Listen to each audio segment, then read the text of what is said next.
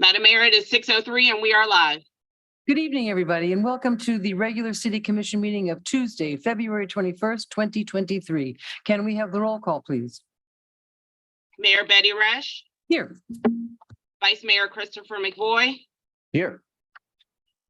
Commissioner Sarah Maliga, Present. Commissioner Kimberly Stokes, Here. Commissioner Ronaldo Diaz. Here. Thank you very much. The invocation or moment of silence is going to be led by Sarah Malega, and Commissioner Diaz is going to lead the pledge. Heavenly Father, we lift you up today in thanks and praise for all your blessings. May we be mindful that we are here to serve the public, to listen with 2 ears, to be mindful of the blessings that you've given us and the opportunity to serve. I ask that we do this in respect of each other's time, each other's opinions, and that we lift all those up who are less fortunate than we are tonight. Amen. Amen. I pledge allegiance To the flag of the United States of America and to the republic for which it stands, one nation, under God, indivisible, with liberty and justice for all.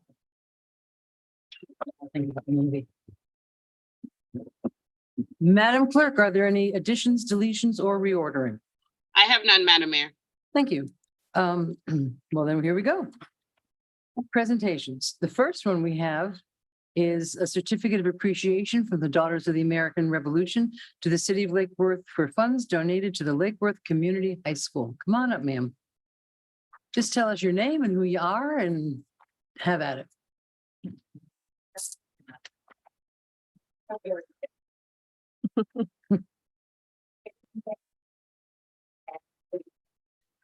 I'm sorry, can you turn the mic on? We can't hear you. She is. Am I good? Yeah. Yes, I'm good. Good evening, Mayor, City Commissioners, and City staff. I am Marjorie Ferrer, representing the Daughters of the American Revolution.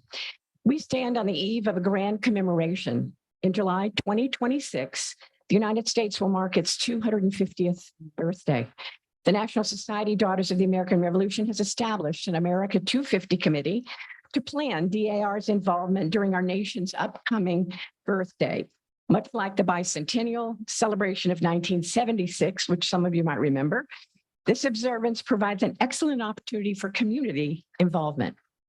In October 2021, a meeting was held with the Palm Beach School District supervisors promoting a plan to celebrate America 250 by focusing on the graduating class of 2026, students currently in the 9th grade. There was great enthusiasm from the staff and a member of the school board, Erica Whitfield. Several ideas were discussed, including presenting the DAR Constitution booklet to each student and creating an awareness campaign promoting the importance of the year to both students and their parents, and creating activities for students in each of the 9th, 10th, 11th, and 12th grades to earn points by participating in various activities through the year, culminating in a group of seniors taking a trip to Washington, D.C. with me. Several meetings have been held since then, and the update is as follows. An America 250 awareness campaign is being created by the Communications Department of the Palm Beach School District that will kick off Constitution Week again this September 17th to 23 in 2023. A Palm Beach School District that will the script is being created that will be shared with each high school principal, highlighting the America 250 celebration being planned now, and to let the students know that they will be among an incredibly special group of students who will be graduating in 2026 when America celebrates its 250th birthday. The Florida State region of DAR challenged each daughter to create an individual project in their community, and this is mine. The goal is to create a recipe for this project that will be shared with the other 67 school districts in Florida. These graduating students will be able to vote. They'll be joining the military, continuing to higher education, and enter the workforce. I believe it is critical that they learn the meaning of the Constitution, the laws of our country, and the importance of voting. For more than a century, the members of the National Society Daughters of the American Revolution have dedicated themselves to historical preservation, promotion of education, and encouragement of patriotic endeavor. This project encompasses all of these objectives. Most city managers and county officials in Palm Beach high school districts have agreed to sponsor their individual students with the DAR Constitution book, including the 4 high schools in the unincorporated district. The total estimated incoming 9th grade students, or the ones that are there, is around 14,000, 13,837, they think. Lake Worth Beach City manager Carmen Davis and her team deserve special thanks for their support of this project. And now I'd like to present your city with a certificate. But I also have a Constitution book for each one of you and a bookmark with important facts. And I'd like to let you know that the books got delivered to you all, or to my home, where we had a team of people putting a label inside each book. And I'd like to read that to you quickly. My name is, and these are distributed to every 9th grader. And I am among an amazing group of students who will be in the graduating class of 2026 when America celebrates its 200-year birthday. During the next 4 years as a high school student, I'll have opportunities to earn points by participating in contests organized by the school district for each grade 9 through 12.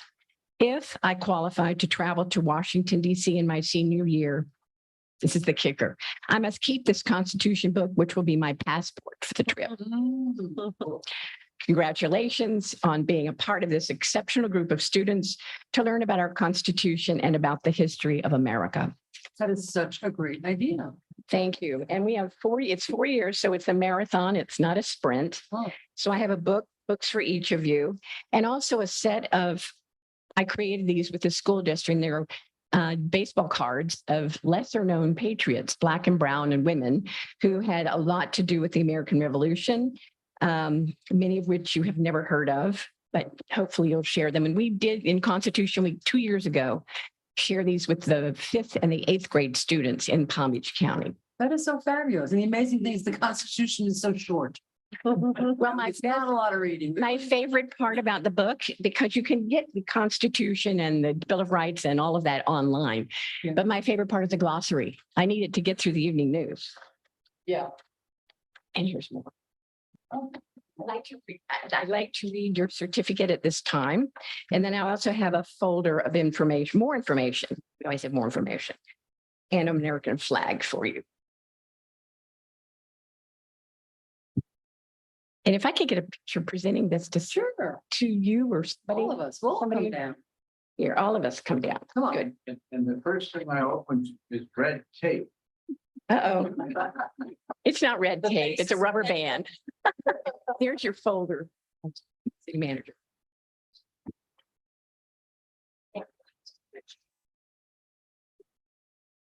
Yes.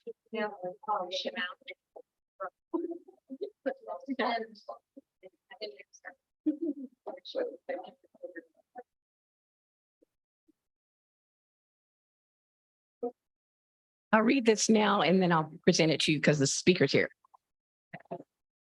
The National Society Daughters of the American Revolution Outstanding Community Award, presented to the city of Lake Worth Beach for participation in the Palm Beach School District and Daughters of the American Revolution America 250 project for students graduating in 2026, celebrating America's 250th birthday. It's signed by our Florida State Region and myself.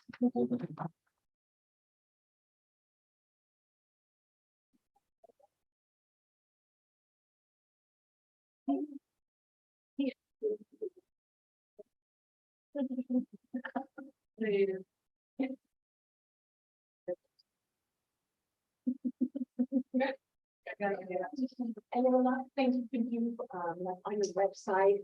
Different creators. We've got 4 years. And we have a great community. I know you do.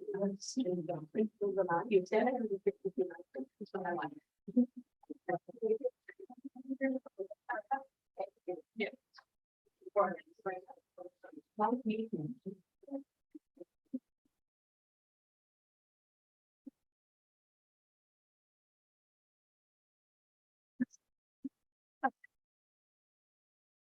That's it. Must be.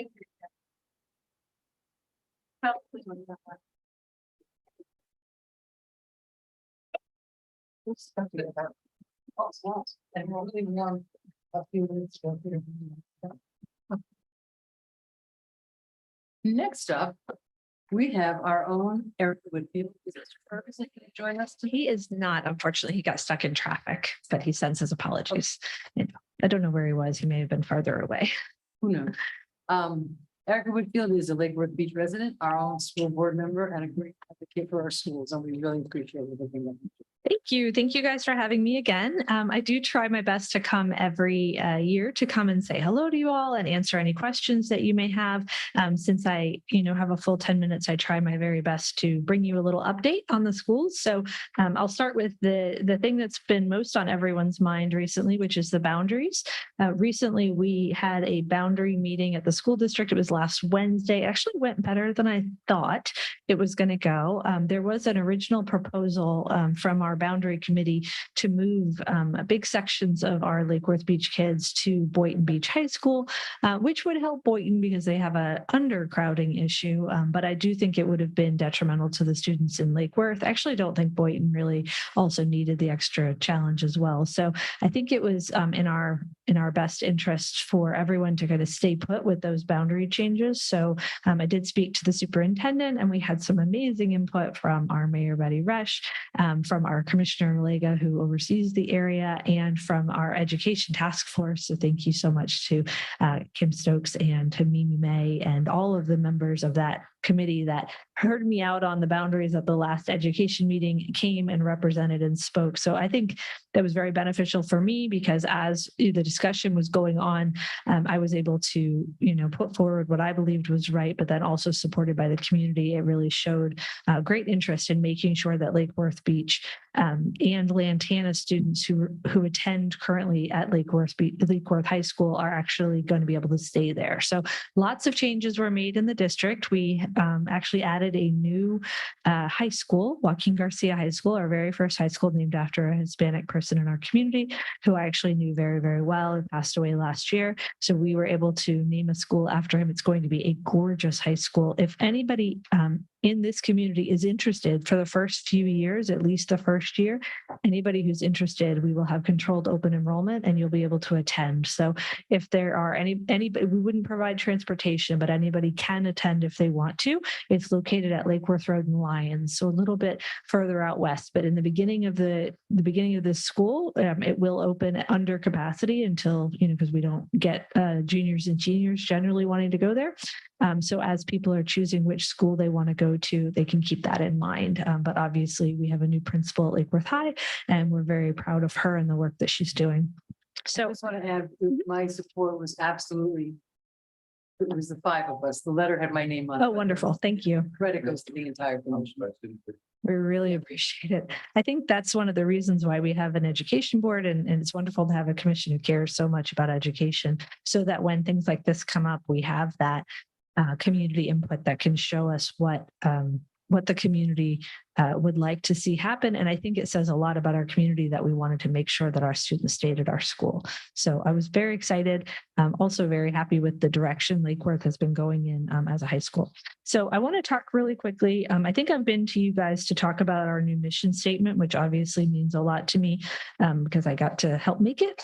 It's the new mission statement of Palm Beach County is to educate our students, affirm our students, and inspire our students in an equity embedded environment. That's what we're working towards. One of the reasons I wanted to create a much shorter mission statement was so that people could remember it and we could really get to the heart of the matter. So education is important.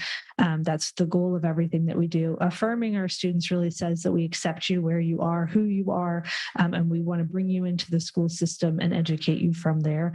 And then inspiring, I actually have a daughter who's graduating in 2026, so she'll be part of that class. So does Miss Godot over here. They go to the same school and in the same car every morning. And this is a very important time to really make sure that our students feel inspired to do the best that they can with their high school careers, with their, what they're going to do in our community. That's the most important thing I think we can do in the school system, is to try to make people want to care about the schools and going to school and what they're going to do. And we need a lot of support. So I'm very excited about that. I'm going to read you our core beliefs because I think they're important. We believe every student can learn and is capable of growth and success. Every student is deserving of programs and opportunities that match their needs and interests. We all have a role in student success. High expectations for both students and employees will promote high performance. Investing in our employees is an investment in their ability to serve our students. Diversity makes our community stronger and must be celebrated and fostered. Palm Beach County Schools are the community's best choice, and we must prove that every day with an unwavering commitment to prioritizing the needs of our students.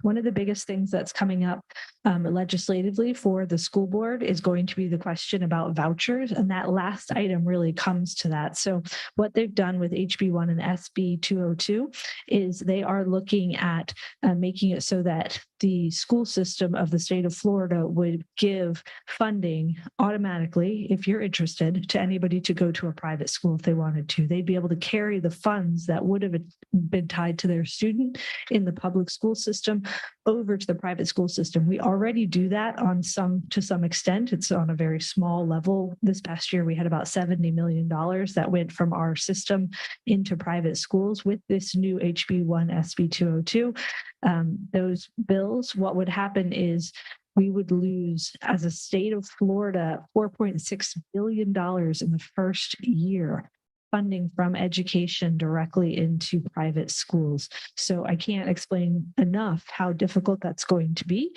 for schools everywhere. There's not additional pots of money unless the governor wants to find some. Right now, we just believe it'll come out of education. It would even go into people who wanted to do homeschooling. They could actually get funding to keep their kids home. So as a school system, this makes us very nervous, and it comes with no accountability. So there's a lot of concern about what will happen with students. So when we talk about Palm Beach County Schools being our best choice, we believe that they are. We want to prove to the community that they are. And financially, it's something that we have to do. We have to make sure that people want to bring their children to us, because that's how we have a good school system, is to have the children and have them have that opportunity to grow. We have developed a strategic plan this past year, which I'm excited about. Academic excellence and growth, student-focused culture. That was a really important piece during the pandemic. People thought we weren't listening to parents, weren't listening to students, weren't doing what was needed for them. We never believed that we were, but right now we're really trying to make sure that people understand that we are there and we want to support their students. Mental health and wellness, also a huge issue from the pandemic that we have really had to explore a lot more, and I'll talk about that in just a second. And then committed and impactful employees. Teaching in the school system, being in the school system is a difficult job, and so we have to support our employees. And so I thank you for anything that you guys can do to support our teachers, our principals, our staff here in Lake Worth. It really means a lot when they feel supported by their community. I will not go too detailed into scores because it would take all my time, but I do want to say that the general theme around scores is we were here, then we were here during the pandemic, and now we're almost back up to where we were. That's generally where we are at. You should be very proud of North Grade Elementary School, middle school. They have done an amazing job as a K-8. It's one of the joys of having a K-8 program is that the students can actually help raise that score up and make it an A school. So the middle school students have just rocked it this last year, and so they're an A. This year, we're getting new standards, as Ms. Stokes knows a lot about. So we will not be graded on learning gains because there's nothing to gain on. So basically what they do is they get the scores of the students and compare them to the year before, and then they give you, if you've grown, you can prove those gains. This year, there's no gains. So we're just going to be assessed on what the score is. And then we're not going to have grades this year. So those will hold for a little while. The other thing that I think is really important to know is that our science scores in this city have actually done very well, which is not the case throughout the district. Science has been something that we've lost ground in for a while.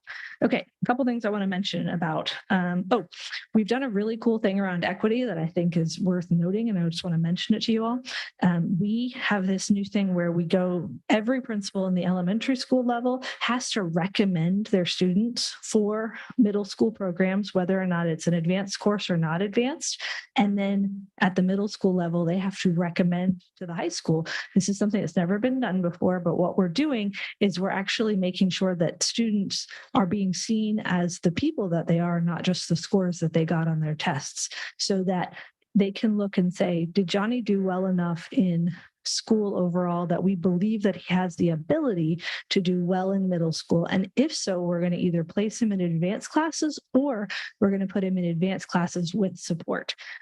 This is something that we actually just won an award from Cambridge, the organization in England that oversees a lot of our high-level classes, because nobody's been doing equity like this. And so it's an attempt that has actually done very, very well. There's obviously some kids that get the opportunity to go to the higher classes and maybe can't do it and have to be pulled back. But by and large, most of them that we put up there are achieving in that area. So we're very proud of it. So that's one way we get to accelerated coursework. I mentioned the mental health impacts of the pandemic. We, through the referendum and all of the voters in Palm Beach County, were able to give, we were able to put behavioral health professionals in every school just to show you the enormity of what that has done. The number of students receiving services this school year is 14,883 throughout the county. There have been 111,237 interventions that have been provided just this school year of mental health within our schools that we've done. 111,237. It's absolutely huge number. And then we actually have co-located mental health therapists that, as a part of that, come in from outside organizations into our schools. We've had 16,000 individual counseling sessions from them, and individual students receiving services are 1,895. So close to 2,000 students are receiving services. So that's if they need additional beyond what the inside the school can do. These are additional services that we provide in the school, but with outside service providers. Let me mention the other thing I want to talk about. We are currently, there's another thing that's going to be coming up on issues with the grades, and I feel like I need to warn you all now. So we've been doing fairly well as a district on our overall graduation rate and grades and everything. And this year they have adjusted the concordance scores, which means some students don't do well on taking their standardized test. What we've been able to do for many years is we are able to use the SAT or the ACT scores that they can get. And those tests are nationally normed. They do a little bit better than, they're a little bit easier on students who maybe don't have English as a first language. And so we've been able to use those scores in place of their FSA scores to be able to help them graduate. They made it harder this year. They took the concordance score and they raised it to what it could be. So just as an example, last year, if you got a 430 on the SAT, you could graduate with your English language. And now it's 480. So raising that 50 points really does kick a few of the kids out. So Who raised that? the state. Do they have a rationale for that? I mean, they want to make it more challenging, right? So they don't want us to just graduate kids who can't read or things like that. So there is a reason behind why they did that. The problem is that it is going to cost us many points in graduation. I literally was just talking to a principal on the way here, and she said, we are just all going to have to accept that this year is going to be kind of a mess with the new standards and with the concordance scores going up. So right now, the proposed impact on graduation rate as a district overall, we're at 89% graduation rate, 93% if you just look at our district operated schools. After the new concordance scores go through, we are anticipating to go down to 79% overall and 82% for district operated. So when you see your scores come back, know that this is a big part of it. It's that we had other ways we could graduate students. And so this is going to be a huge impact. Obviously, it's going to impact different racial subgroups more. And so that's something that you have to really look out for. Okay, with that, I will just stop and I will take any questions that you guys have about your schools or anything. I did. I'm sorry. I should have done it in the opposite order. By the way, boundaries are so good. It's all worked up. Sorry. I want to thank you for your efforts with the boundaries. I was, at the meeting, and I had the opportunity to thank the board for considering our position, and I think it was a great win for our kids. Yeah. Thank you. Thank you. I have no questions. Anybody have a question? I have one. Have you been hearing from the teachers and administrators about the impact on the new testing schedule now that they're being tested 3 times a year and they're testing kindergarten and first grade as well? So we thought, and as you probably have heard, we thought, well, we hoped, I won't say we thought, we hoped that the new plan would be, there would be more of a 3 tests and they'd be evenly weighted and that it wouldn't put so much pressure on this last test, but that doesn't seem to be the case. The first 2 tests are still kind of diagnostic and then the final test is still very heavily weighted. So we're coming up on that. So it's really just made it more testing instead of less. So I do think that the stress is very real on them. I keep trying to do like activities within the schools. And I call and I say, hey, can I bring in, people to talk to your students? And they're all kind of saying no because they're so worried and the teachers are really they're very stressed about this because it's new standards. They haven't been tested on. The diagnostics just came back from the winter. And so they're looking into those to see how they're doing and what they need to grow on. Some schools are doing okay, but it's going to be an interesting year. It always is. I really wish we would stop changing standards. I think it's too much on everyone. They do say that they like a lot of parts of the new standards and there are things that they can appreciate within them, but changing constantly makes it more difficult for the teachers and the students. And there's a new curriculum as well. Mhm. in K-5. I understand that feels very packed, that they're trying Very to get packed. used to and We ask more and more and more and more of our teachers and our students every year, and it is very hard. And this all comes down from the Department of Education. We try to mitigate as best as we can here, and we've actually been doing a very good job. I think we've been successful in the way that we have been helping them. But it is very real. The challenges are a lot. So when you see your next teacher, give them a hug because they're going through a lot. the parent that, just so you know, the parents at North Grade at the last SAC meeting were asking for ways to give students more access to play and recess and a break and fun. And also for the teachers as well, because the pressure, we can feel the pressure on the kids and the teachers. Well, I will bring that up again to them. I have spoken to them about that. It is a mandate that we have to give recess. It cannot have any requirements. They have to get it every day. We're very adamant about them not using that as a punishment. It should never be used as a punishment to take away their recess and free time. Also, PE is a requirement. Exercise in general is a requirement within the school system. So all those things should be universal. And I'm happy to speak to Principal Patterson about it again. Oh, yeah, they're doing okay. It's just, they're just feeling that not enough time a day. And Yeah, I even the in-class activities we do with the kindergarten or first graders, stand up, dance, do stuff, there's Yeah. new curriculum and there's just a lot of. I think lot elementary expected. school should be extended personally. I think it should be a lot longer. It's really a quick day, like you drop your kids off, you got to go run back and pick them up. It's just too much to try to fit in. And we're constantly having more things that we can add in, which is why science really struggles because science is not tested till the 5th grade. So a lot of people, when they're crammed for time, just skip it until 5th grade. And so then you end up with a subject area that hasn't been taught for 4 years and you wonder why the kids aren't doing well. So pushing science and having successful science means the teachers have to do something that they're not going to be tested on for years. And that can be hard to do, to fit in. Real quick, we were sort of getting. Sure, I went over. No, not you, Yeah. us. Yeah, I just had like 2 quick questions. One was, so the whole moving the students thing around. That's not like that opportunity doesn't come up by time, right? Is that just by motion or it's something we have to keep an eye on? You're basically? talking about the boundaries. Yeah, So it was only because we built a new school. okay. And so they meet and they discussed, we actually had to move 7 high schools. And so while they were at it, they were like, oh, let's We might fix as well. Boynton Beach High School too. And I was like, no. So right now, Lake Worth High School is at 89% capacity, which is perfectly fine. Most of our high schools are running at 105. Actually, Forest Hill until this changes at 135% capacity. So this will reduce them to only 110, but that'll be a huge relief. So they didn't need to move it, but Boynton Beach, as I said, under enrolled. They thought this would be a great time to also change it, not really thinking about the ramifications. We're not going to do another boundary change on high schools for a long time. We have another high school that'll be going in Arden over in that area in about 4 or 5 years. So that'll be probably the next time we do a boundary change. Okay, that's good. And then it'll probably be Wellington more than likely that gets shifted, but occasionally they can bleed over. We had to shift, like Forest Hill had to go to John I then went to New Joaquin Garcia. So it was like a waterfall effect. Relatable, thank you. And then the other quick thing, you mentioned the changes to SAT and ACT standards.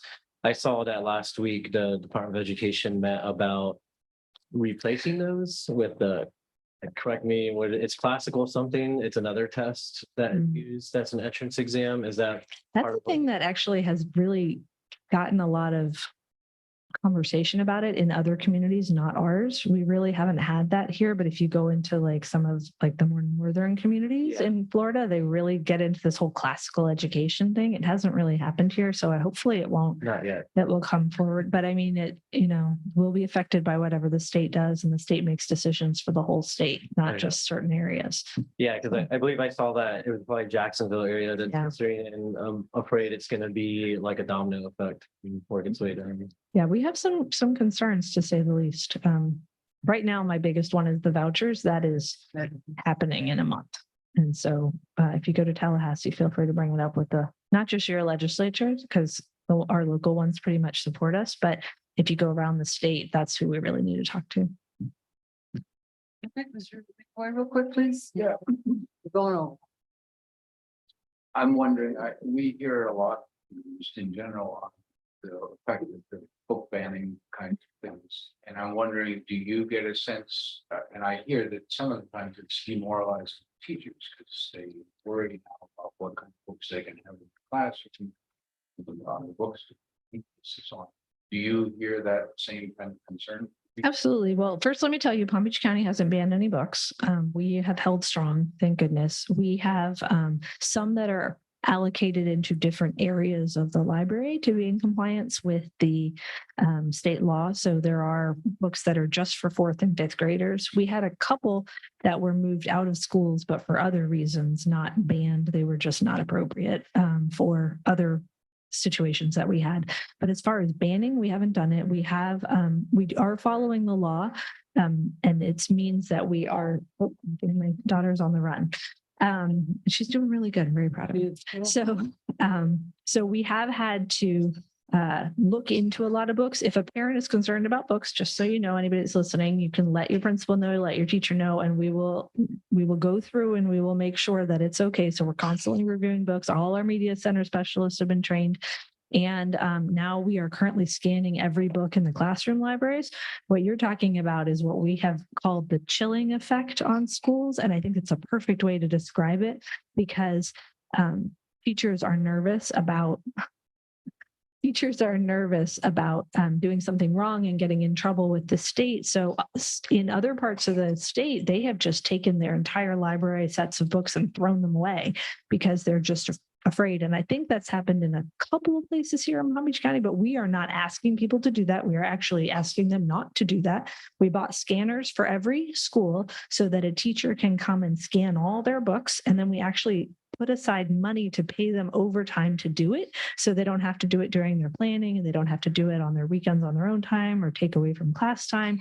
So we are trying to do the best we can to work within this system, but it definitely has that impact on teachers where they may feel, especially 3rd grade and below, where the rules have really taken effect, where they feel that pressure and they don't want to get in trouble. And I got to say, teachers again are putting up with so much right now. So keeping them in your thoughts is really good. Thank you so much. We really appreciate Thank you guys so much. And again, if you need anything, give me a call. it. Thank you. Trojans basketball team going to the state. Right. I'm not really like a sports person, but that's really exciting. They have totally killed everything. So impressive. Yeah. Thank you for mentioning that at the board Coach meeting. It Baxter was really is nice. Amazing. Awesome. Thank you guys. Thank you. Okay, thank you very much. And your little girl did really well. Now, our own district fire chief. Where is she? Where's that woman? Geraldine Jaramillo, our beloved district chief. We are so lucky to have you. Thank you so much. Welcome back. Thank you, Mayor. Thank you, Judy. So much. It's so good to meet you all. Like the Mayor introduced me, my name is Geraldine Jaramillo. Barona Rendon Reyes Community. So I'm here in service. I'm the local district chief fire. And we provide the, medical and any fire, services that you guys need. So today, sorry, I'm still on call, believe it or not. So thank you. Talk to us. Huh? Talk to Yes. us. They can listen. Love it. Well, actually, I'm going to have a video. Oh, no. We don't have anyone. Who's the one with the person with the video? So what I'm going to do, since I've been absent for a little bit, I want to introduce you guys with a small video that we have. That way you guys can understand better than me just missing something. And this will tell you guys all the services that we have. We're all hazards, all hazards that we provide. And actually, there's something else that's coming to you guys, which I don't know if you guys are aware, we've been doing the training for the past couple months, and we trained really hard on the beach, on the pier, for the jet ski. You guys are welcome to come, invited. If you guys want to decide to jump from the pier, got a winner. Jump from the pier. Jump from the pier. You're gonna jump from the pier? Yes, I Mazel wanted to, tov. but I don't know. I'm scared here. But yeah, so that's one of the trainings that is not here in this video, but we do have some jet skis and other songs. And we're gonna have them soon here. So we do have a lot of water. So I have the video. Oh, You do? Thank you I so do, much. just let me know when you're ready. You guys ready? sure. We're ready. Okay.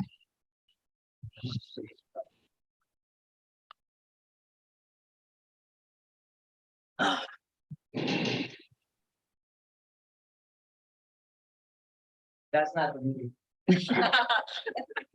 Can you see it? No. Okay. I apologize. Let No, me. take your time.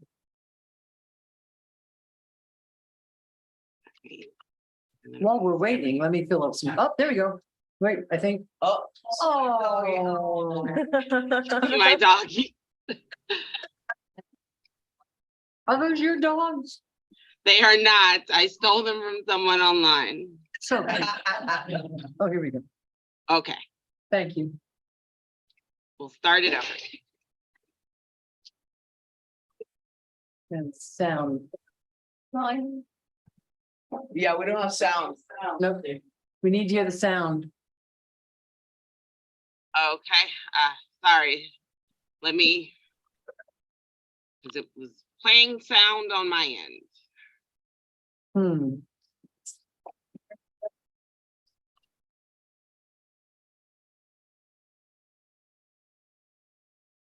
Our screens are moving. Okay.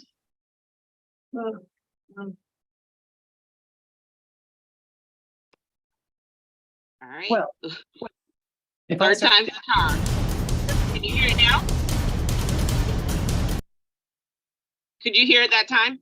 Yes, good, thank you. Okay.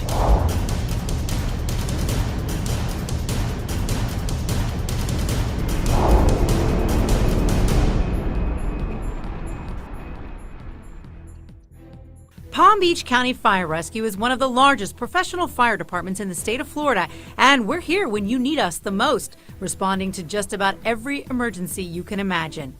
With 50 strategically located fire stations crossing more than 1,800 square miles, we serve the visitors and residents of Palm Beach County in their greatest time of need with integrity, unity, compassion, accountability, and dedication as our core values. Our units respond to more than 144,000 911 calls a year and growing. We are an all hazards, all emergency response, 24 hours a day, 7 days a week. All of our first responders are cross-trained in firefighting and emergency medicine, which means a more efficient system to mitigate fires of all kinds, buildings, cars, brush fires, and wildfires. Vehicle accidents. Firefighters are skilled at using the jaws of life to free trapped occupants. We respond to all kind of emergency medical calls, everything from slips and falls to cardiac arrests. We are an ISO Class 1 rated fire department. So what does that gold #1 stand for? For the community, it means peace of mind, knowing you have the highest level of fire and life safety protection available. We score among the top 0.01% of fire departments nationwide. With the COVID-19 pandemic, we grew, offering new services to the community. Our firefighters are working in collaboration with the Department of Health and the Healthcare District of Palm Beach County, testing and vaccinating as many people as possible. As always, we are poised and ready to continue breaking new ground in emergency medicine, meeting the community's need time and time again. And that's not all. We respond on land and in the water with an airboat, dive rescue teams, and now jet skis. In the air, it's Palm Beach County Fire Rescue paramedics and nurses that treat patients on both of the Palm Beach County Healthcare District's 2 aeromedical helicopters, known as Trauma Hawk. Trauma Hawk can fly a patient from Belle Glade to a trauma center on the East Coast in 15 minutes, saving precious time and lives. We have highly skilled advanced hazardous materials teams that handle special operations, chemical or fuel spills and leaks, strange chemicals or white powder substances, biohazardous conditions, explosive devices or explosions, working directly with the Palm Beach County Sheriff's Office Bomb Squad. We conduct high-angle rescues, rescuing someone stuck up high or down low. In ditches, it's called trench rescue. We rescue small animals and large animals, everything from ducks to horses. Our 911 dispatch center inside the Emergency Operations Center answers more than 216,000 911 calls overall each year. We dispatch for our own coverage areas and 13 additional municipalities. Our highly trained dispatchers can walk you through CPR over the phone or even delivering a baby. Operators always immediately dispatch the closest trucks while still on the phone with you using a high-tech mapping and GPS system, keeping our response times at an average of 6 minutes and 46 seconds. This means we can get to you fast since time is of the essence in an emergency. Our CARES team provides emotional first aid on the scene of 911 calls. Dedicated health human service professionals bring compassion and resources for family members, allowing the firefighter paramedics to focus on the patient. And after a 911 call, our new mobile integrated health program is transforming the way medical and social services are delivered in Palm Beach County. Our community paramedics and medical social workers follow up with house visits. They help partner with patients to figure out long-term needs to enhance their quality of life. Florida knows storm seasons all too well, and Palm Beach County Fire Rescue is an integral part of everything from hurricane preparation to response, clearing roadways and down power lines to going door to door to get people out of areas with structural damage or floodwaters. We want you to feel safe. We're here to help you get prepared, and we're here to rescue you if you get stuck. Training around the clock keeps us learning and growing to keep our skills fresh, hosting large-scale disaster exercises at our one-of-a-kind regional training center. We prepare for active shooter terrorism attacks with a coordinated response, fire and law enforcement working hand in hand to serve the community. It's a scary thought, but a reality. Today's first responders must be prepared to encounter anything at any time. It is our duty to protect you. At Palm Beach International Airport, we have a full fire station to respond on the tarmac and in the terminals. We carry fire suppression agents to put out jet fuel fires and specialized trucks called Dragons to deal with aircraft emergencies. After a fire is out, our fire investigators also work hand in hand with the Sheriff's Office and the State Attorney's Office, digging through hundreds of fire scenes each year. When the fire is found to be intentionally set, you need to know the criminals will be stopped and caught.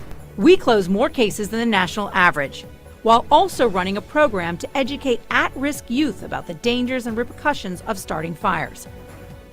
Our Community Risk Reduction Division fire inspectors inspect more than 30,000 buildings to keep you safe, working hand in hand with our local businesses, looking at nearly 10,000 building plans and sites before, during, and after construction.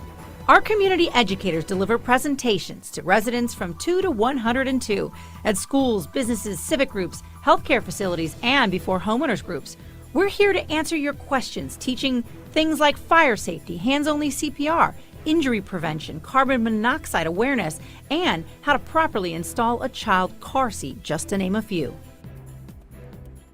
The Drowning Prevention Coalition works with Palm Beach County Fire Rescue to provide free water safety education and free and reduced cost swim lessons. We want to give you and your family the knowledge to prevent bad things from happening in the first place.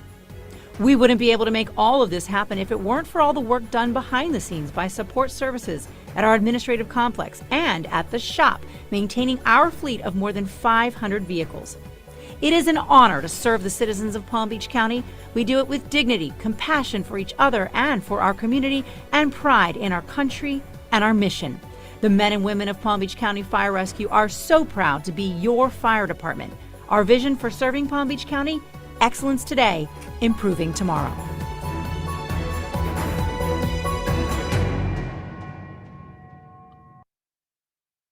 I'm sorry, give you my back real quick. Thank you.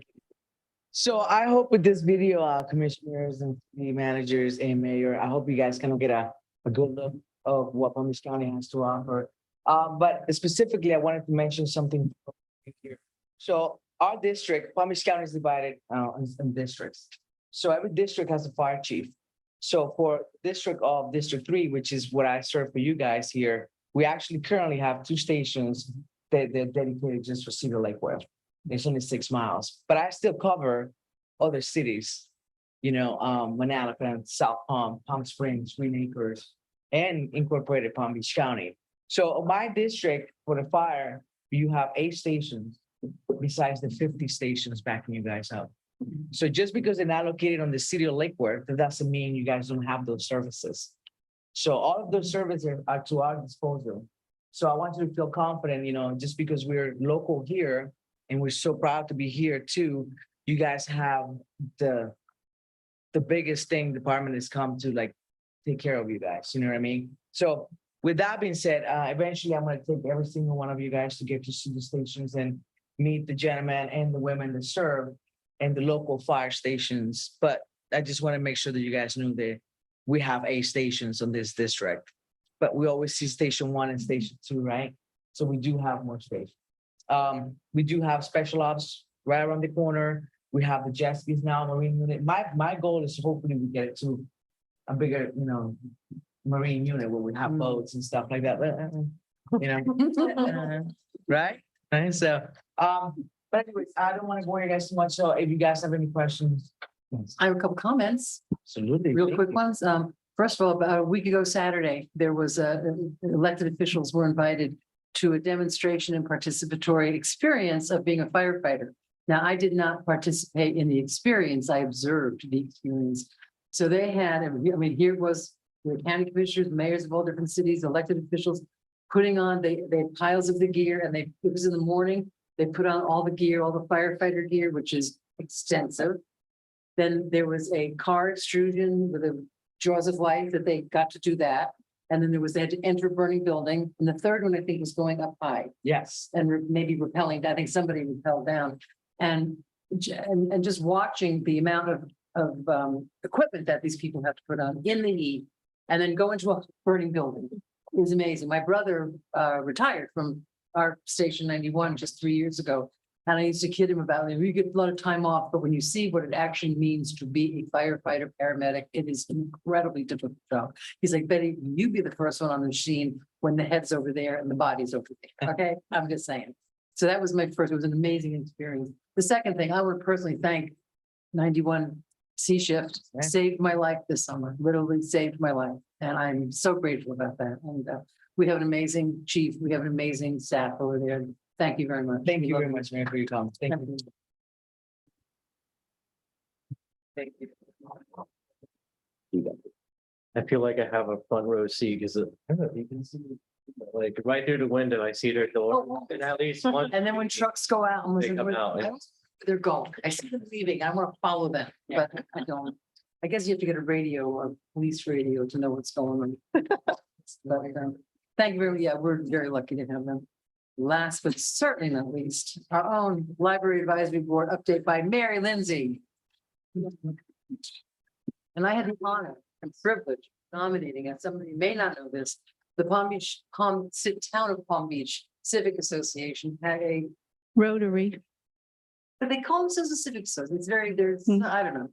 But they had a hometown hero program, and you could nominate, there was a fundraiser, you could nominate a hometown hero.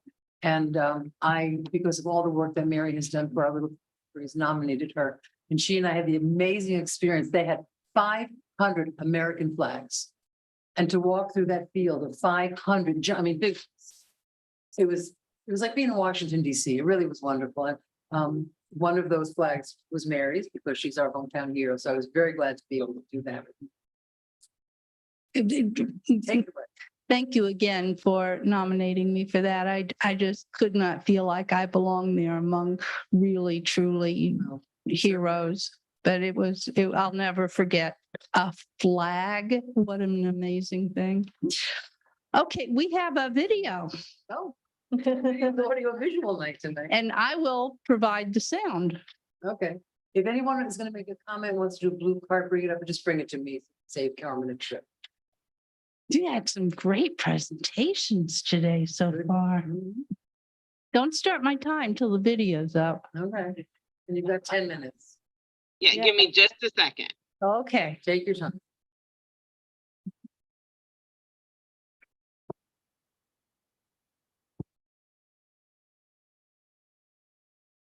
For the record, my name is Mary Lindsay. I live in College Park in the beautiful city of Lake Worth, and I have the privilege of serving on the Lake Worth Library Advisory Board. I'm going to go ahead and just give you a little bit of background stuff. Before there was even Lake Worth Incorporated, there was a library board. That's how old the library board is and how long their input has been important enough to the city. But it was not until 1975 that the commission officially recognized and by ordinance established the Library Advisory Board, which made us an agency of the city. And of course, it's always volunteers. But I thought that was kind of interesting. So I think we may be actually the oldest advisory board in the city. That's wonderful. I said we can zip right through the first 3 slides. And if you've not been to the new amazing meeting room, they took the children's room and turned it into a venue where you can, it's a room with a beautiful baby grand piano that a friend of Ronaldo's donated, had brought in and tuned. It's gorgeous. And they have a little kitchen area and it's just a wonderful place. Very I think too reasonable rates, but very reasonable rates. And you can have your neighborhood association meetings, anything you want. We had art openings there. We just had an art opening there and very, very exciting. 3 more slides we can scratch. Okay. This is easy. My apologies, I'm having some technical difficulties with the presentation. Well, you know what? Actually, I can just talk. You all will get pictures of it, I guess, in your backup material, so you can see it anytime. The Library Advisory Board and the names of them right now, everything is Emily Abbott, Mary Lindsay, Anna Maria Windish Hunt, and Dave Wilson. Right now, we have 1 vacancy that we hope to fill very soon. Oh, Erica, yes. Oh, she's accepted? Oh, wonderful. What's your last name? Squires, Erica Squires. Yes, so that's really great. All very dedicated people. Where am I? Oh, our commission liaison is Commissioner Diaz, who was responsible for that beautiful baby grand piano that just looks like it grew there. It's organic to the room. And of course, our staff advisor is the inimitable Miss Cindy Ansel, our head librarian, who we just could not ever do without, and we're never letting her retire. Sorry. Yeah, that's just the way it goes. What the Library Advisory Board does, we were established by ordinance, and our mission, which was also established by the commission, is to advise the commission on policies and procedures for the library. Funding of the library is a big part of what we look at and make recommendations to. And in particular, the Simkin Trust and the Library Trust funds. So when you make your decisions, you have interested public input. And we think that's important. We thank you for always being receptive to what we have to offer. There's an important meeting coming up next month with the Library Advisory Board, the city manager, Commissioner Diaz, and we hope either Glenn or Christy will also be there. And this is to talk about the trust funds, and we're very excited about what we may have to offer. In a nutshell, there are three main components of what the Library Advisory Board promotes the library to do. One, bring more people to the library. COVID was not kind to our library, and it was closed for a considerable amount of time. So we bring people to the library, and in the last year, since we've been reopened on a regular basis, the numbers are truly inspiring. There are more than 1,000 more library cards. The number of visitors has increased by 40%, which is a very big deal. The increase in ebooks, which is really interesting, has gone up 89% in a year. Yes, I know. I had to double check those numbers. That's mind boggling, but it's wonderful. And it means that our library is set for a new generation. Digital doesn't scare us. We're a historic library, that's for sure, but we are absolutely a library of tomorrow when it comes to the means of getting people to come back to the library. A big part of it is the beautiful meeting room. We affectionately call it, Cindy's husband nicknamed it the Biblioparte room. Art. Yes.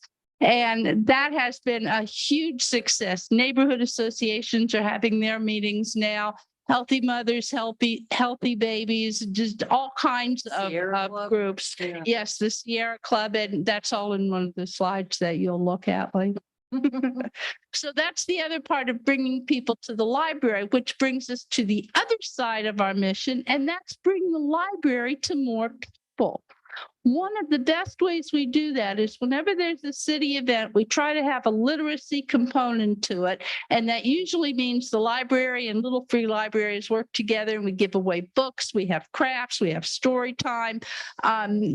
So that every opportunity that we can bring the library, literacy, books, and the adventure to people in our community, we're out there doing it. We have a story time at Bridges, both Bridges. We have, let's see, the big thing we just had was the concert at South Grade. Remind me. What was the concert? Oh, Carnival of the Animals. Yes. And yeah, that was a huge success. We had 175 people there, which was really, really great. And this was all at South Grade because their new music director was instrumental in our first concert at the library, David Suarez. So it's just blended really, really well. What else do we do to take the library? Oh, that Olivia, who is new at the library, has just come up with this incredible program where she goes to the Lake Worth Towers to help some of the seniors with some of their digital problems. How does the email work? How do I do this? How do I do that? And that, to do that so that people don't feel stupid and make it work for them. That's so important. I've, thank God, got a granddaughter who does most of my digital stuff for me. But I actually did this presentation myself. And if you ever get to see it, I was very proud of it. Could your granddaughter come help us right now? That would be nice. That would be nice. So there we are. And those are the two big things. Bring more people to the library and using all of our programs have increased 28%, 28% more programs. That different kinds of programs, outreach to people, bring people to the library, bring library to the people. And the third thing I need to tell you is what's coming up. The big deal this weekend is, of course, street painting, and there is a huge literacy component to that. Little free libraries and the library will wrap all around the corner of Lucerne and M Street. We will be giving away anywhere from 5,000 to 7,000 books, and I think it'll be closer to 7,000 because the weather is supposed to be spectacular this weekend. So we're really looking forward to that. And at the library part of this, we will set up and talk about the next big thing, which is Biblio Arte. And we think for a city, literacy city like we are, Biblio Arte has the potential of becoming our city's signature event. And this year is going to be so spectacular. We have Rafael Lopez. Well, I put the poster here for you to see. March 11th. Yeah, March 11th. But the true Biblio Arte, this festival goes on all week before then. It's just the public party is on Saturday. But Monday, Tuesday, Wednesday, Thursday, Friday of that week, he's at all of our schools. Every one of our schools talking to the students one-on-one about achieving their own dreams, about, the art and literacy and reading and books. And we've been so lucky with this. Instead of presenting, 45 different authors for them to meet in one place, we have one celebrated artist illustrator with books that the children know about, meeting with the kids one-on-one. It is just unbelievably effective, and it's a wonderful festival, Biblio Arte. That's March 11th, and we don't want you to miss that. So Saturday between 11 and 3 p.m. on Saturday, March 11th, 2023. Yes, in our beautiful cultural plaza in the heart of downtown Lake Worth. Are there any questions?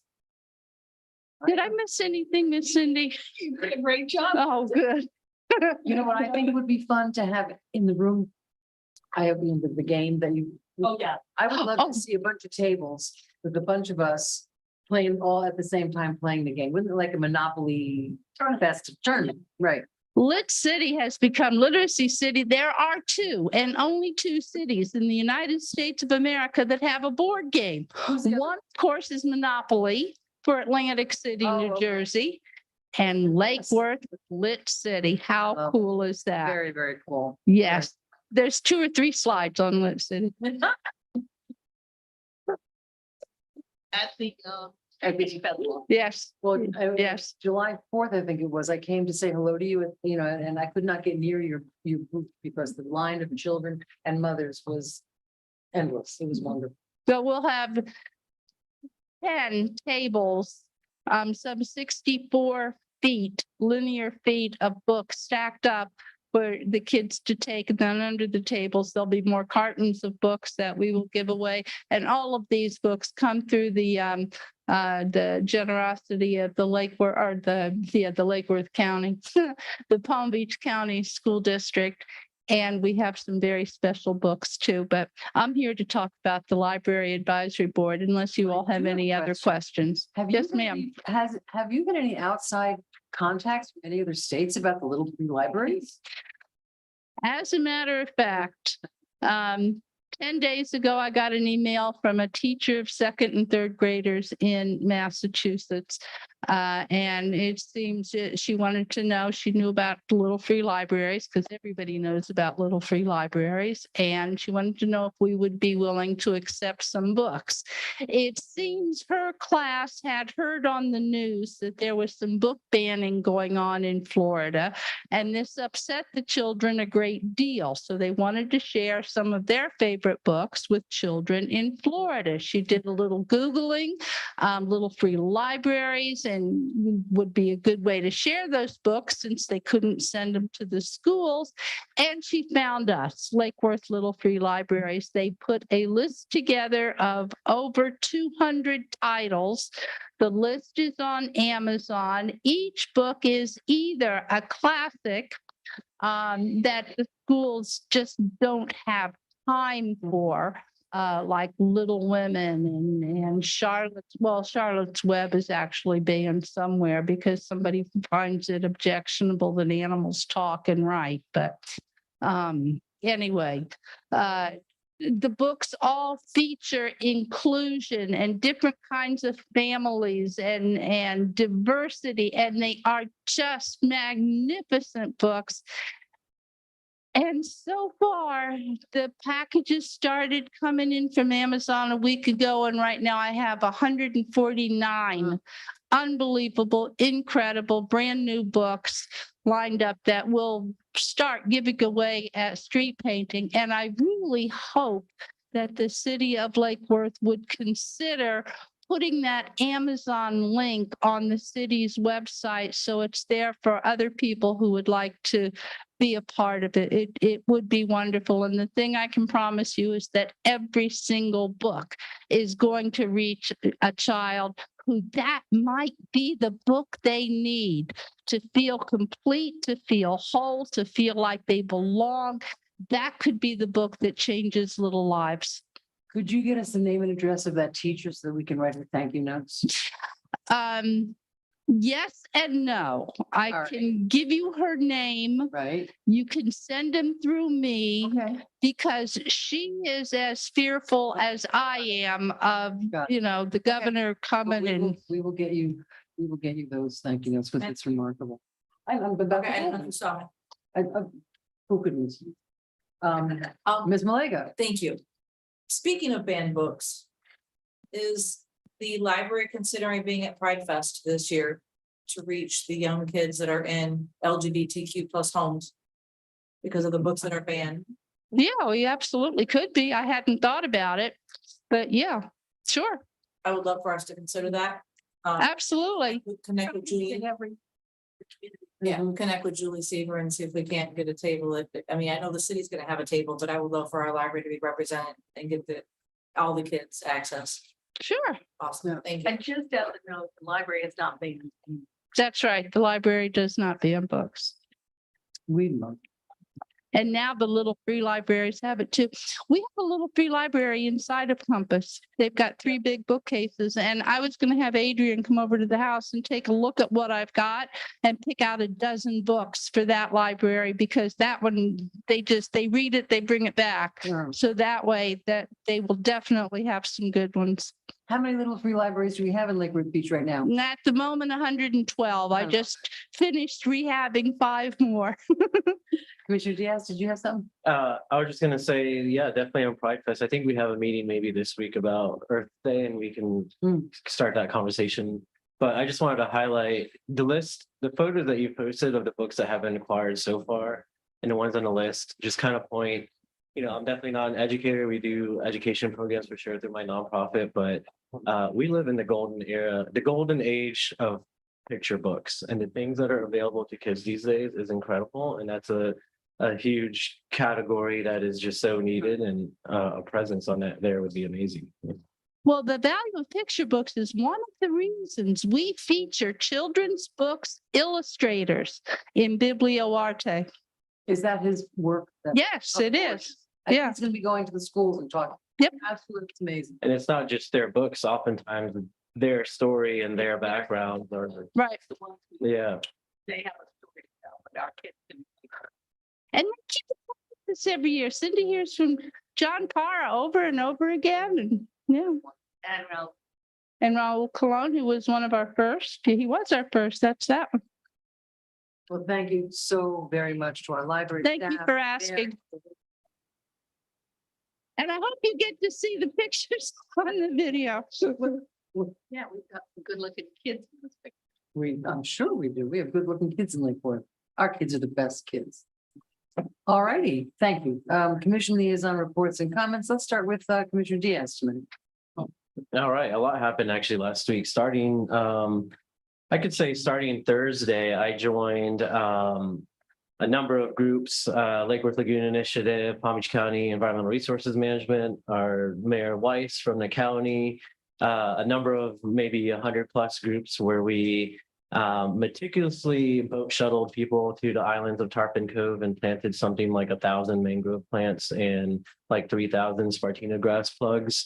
That was really fun, and it was a good experience. And it's kind of like talking with staff and others about this concept and this appreciation of community stepping up to duties kinds of things. And one of the kind of one of the overwhelming themes that I always get is Lake Worth.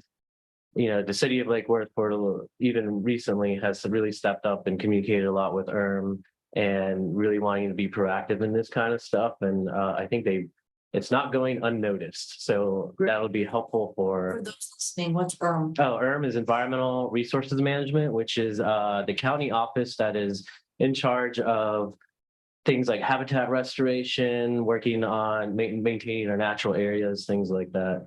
And they are also indirectly through the Lake Worth Lagoon Initiative, which I'm on the steering committee of for League of Cities, in charge of deciding, which projects to fund and whatnot to make things better. So it was a week of Mayor Weiss, because also on Saturday we had our Living Shoreline Maintenance Day. It was on Bryant Park, and it was a resounding success. It was, Lake Worth Waterkeeper, of course, but we had Surface 71. Mayor, you showed up. We had Conveniently at the end of the day. conveniently as we were cleaning up, yeah. Friends of Palm Beach, Diane Bueller, she does amazing work on the beaches. And others, and of course Mayor Weiss and his staff with Virginia and Neil, who did a lot of work to putting that together, and it was a resounding success. The whole theme was really set when we first got there, Diane and I, and we were setting up, and there was a cat in the tree. Well, specifically, we heard a squirrel screaming at the top of its lungs. We're like, what's the deal with this squirrel? And we realized that there was a cat trapped up in the tree all night.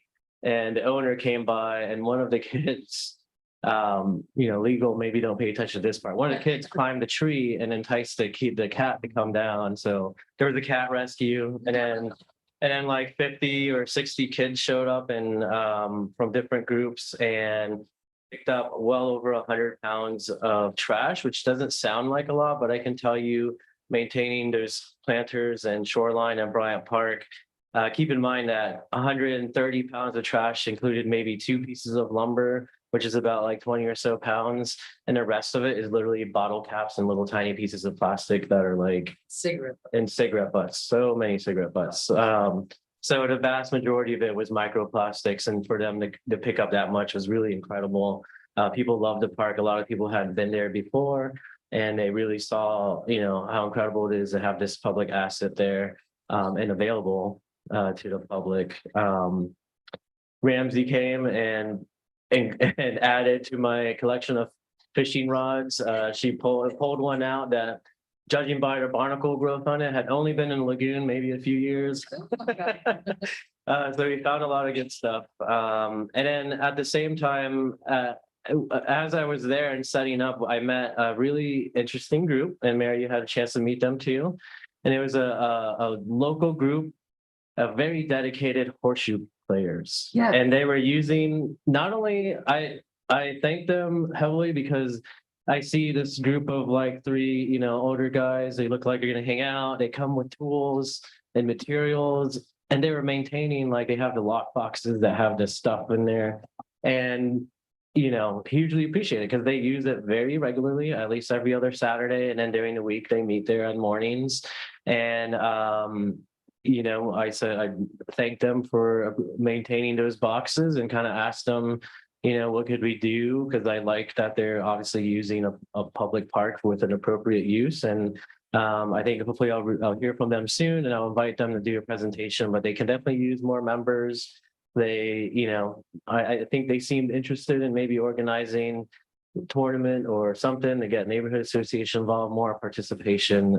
It's just great to see people using the park, in the way that it was intended, because those have been there for as long as I can remember. Yeah.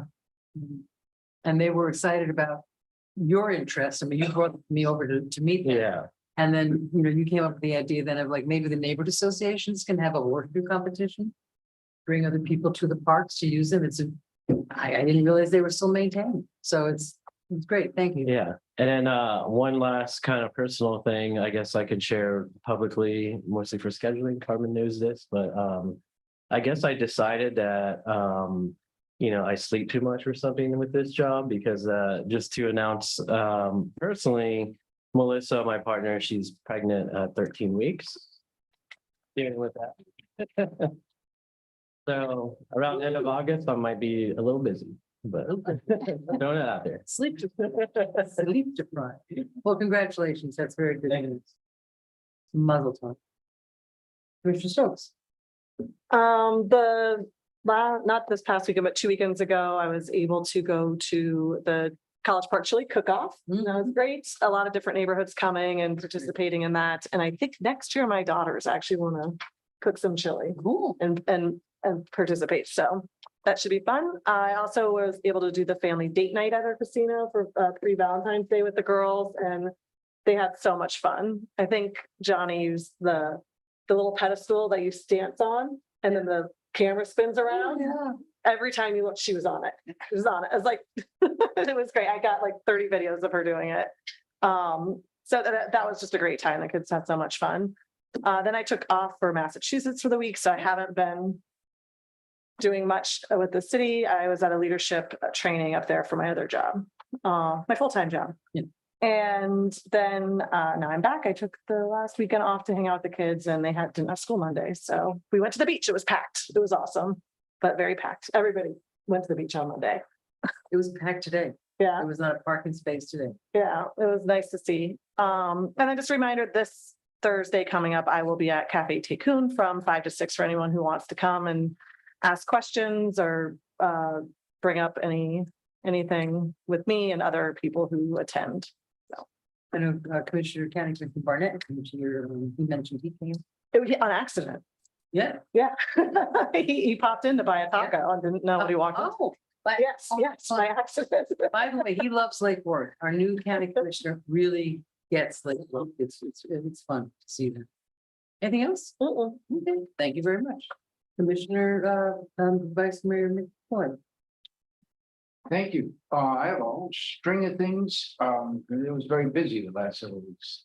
For Black History Month, a few Saturdays ago or a few weekends ago, joined the History Walk, which was very educational. Got to listen to some of our older residents who knew firsthand some of the things that happened here. Went to the Grant Chapel, the African Methodist Episcopal Church, with Reverend Sonia McIntosh. Also more Black history, and cool being there.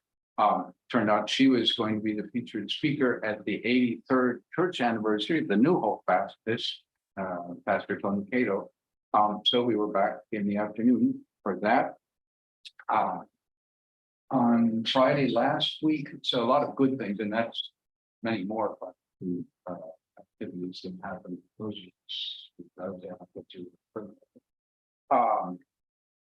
last Friday, I'm the person from Lake Worth on Frederick Coast Regional Planning Council. They had a joint meeting of the Frederick Coast Regional Planning Council, South Florida Regional Planning Council. A lot of fairly important things. For REEF program, turns out that FEMA recognizes that REEFs actually provide some built for protection, so now they're willing to outfund REEF protection. So there's work happening that is relevant. Marine Research Hub, a new organization, tries to look at high-paying jobs associated with the economy, commercializing research that the number of universities in South Florida could have. Mentioned yes, a 3D printed living seawall with sensors embedded. That's not intriguing, but other things. One that's, I think, quite relevant to us. It was an overview from a very knowledgeable person, an attorney, Cody Glazer with the Florida Housing Coalition, talked to us about Senate Bill 102, affordable. There were a couple of things that I need to send his presentation to William. There was one that there, as you might expect, there's some preemptions, and one of them related to heights and it was a weird thing. I won't get into it, but it was anything within a mile of affordable housing goes to whatever is highest in some category. I have to figure out whether that would mean Gulf is high in Gulf Street. They might live in cities within a mile. I don't know. We have to look into that. A joint presentation of the Water Management District and the Corps of Engineers on flood control planning. There was an agreement out of the Regional Planning Council that we're way short of funds to do flood control in South Florida. I mentioned from Everglades, but And there was an agreement that the Credit Coast Planning Councils would encourage the water management district to consider not rolling back their tariff, but bumping it up slightly to cover those flood controls, because they're major and it's coming. Sea level. Similarly, there was a presentation by consultant up in Tallahassee, a lobbyist up in a long time lobbyist in Tallahassee, talking about portfolios of water supply infrastructure, billions, in the billions, and he's currently got the ear of some of the people in the legislature to make them aware that what we need to plan for this. On our legislative priorities that we agreed upon, I agreed with most everything. A couple of them that are relevant to us is the two planning councils are opposing the preemption of local regulation of vacation rentals, occupational license, and living wage ordinances. Went to the Lake Cove Neighborhood Association on this past Saturday. Yesterday evening. I was invited, them and I were invited to a Forward Together gathering held by Representative Sheila Cherpulus McCormick and Minority Leader Kim Jeffries was there and spoke. This is at the Bend in Palm Beach. A lot of talk about, he spoke very well about, the history, I guess he's a history major of good things happen. He talked about the civil rights movement, and then he called them the rough people kind of come back out and push back. We're in a rough stretch, and the importance of standing together. Some of the facts. The main thing that I want to give you a little bit of information on is I went last week for 3 days to Washington, D.C., and the reason for that was there was a workshop sponsored by the Department of Energy, the Smart Electric Power Alliance, which is a nonprofit nationally active, and the National Organization of Regulatory Utility Commissions.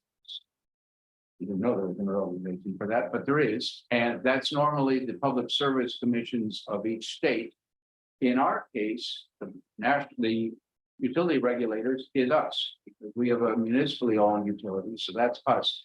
They organized this workshop on virtual power plants. The idea of those is, as we move into the energy transition that the Department of Energy is very fired up about, basically moving to decarbonization, stopping burning things, moving to renewable, to storage, to other ways of doing electricity. One of the things that you can do is, as you move away from big centralized power plants, you start having lots of distributed resources, whether rooftop solar, community solar, distributed energy, battery energy, or vehicles. Turns out a Ford Lightning 150 has 10 times the storage of a Tesla Powerwall, what people put in house. So this is being looked at very actively. It's a big, it's obvious that electric vehicles are going to increase greatly, and there's a lot of potential for those to be part of the energy mix. It's a little tricky to do it, but it's going on. So I met with a bunch of different departments of DOE, the Loans Program Office, Office of Technology Transition, State and Community Energy Program. They have a zillion offices, a lot of money. They are definitely interested in helping communities move forward on the kind of things that we've been talking about here for a year or two. Met with a bunch of different staff members and president and vice president of the Smart Electric Power Alliance. They work very hard to bring different communities together. So we're not all reinventing the wheel, because they recognize that small communities don't necessarily have the expertise. We met with a lot of industry folks as well.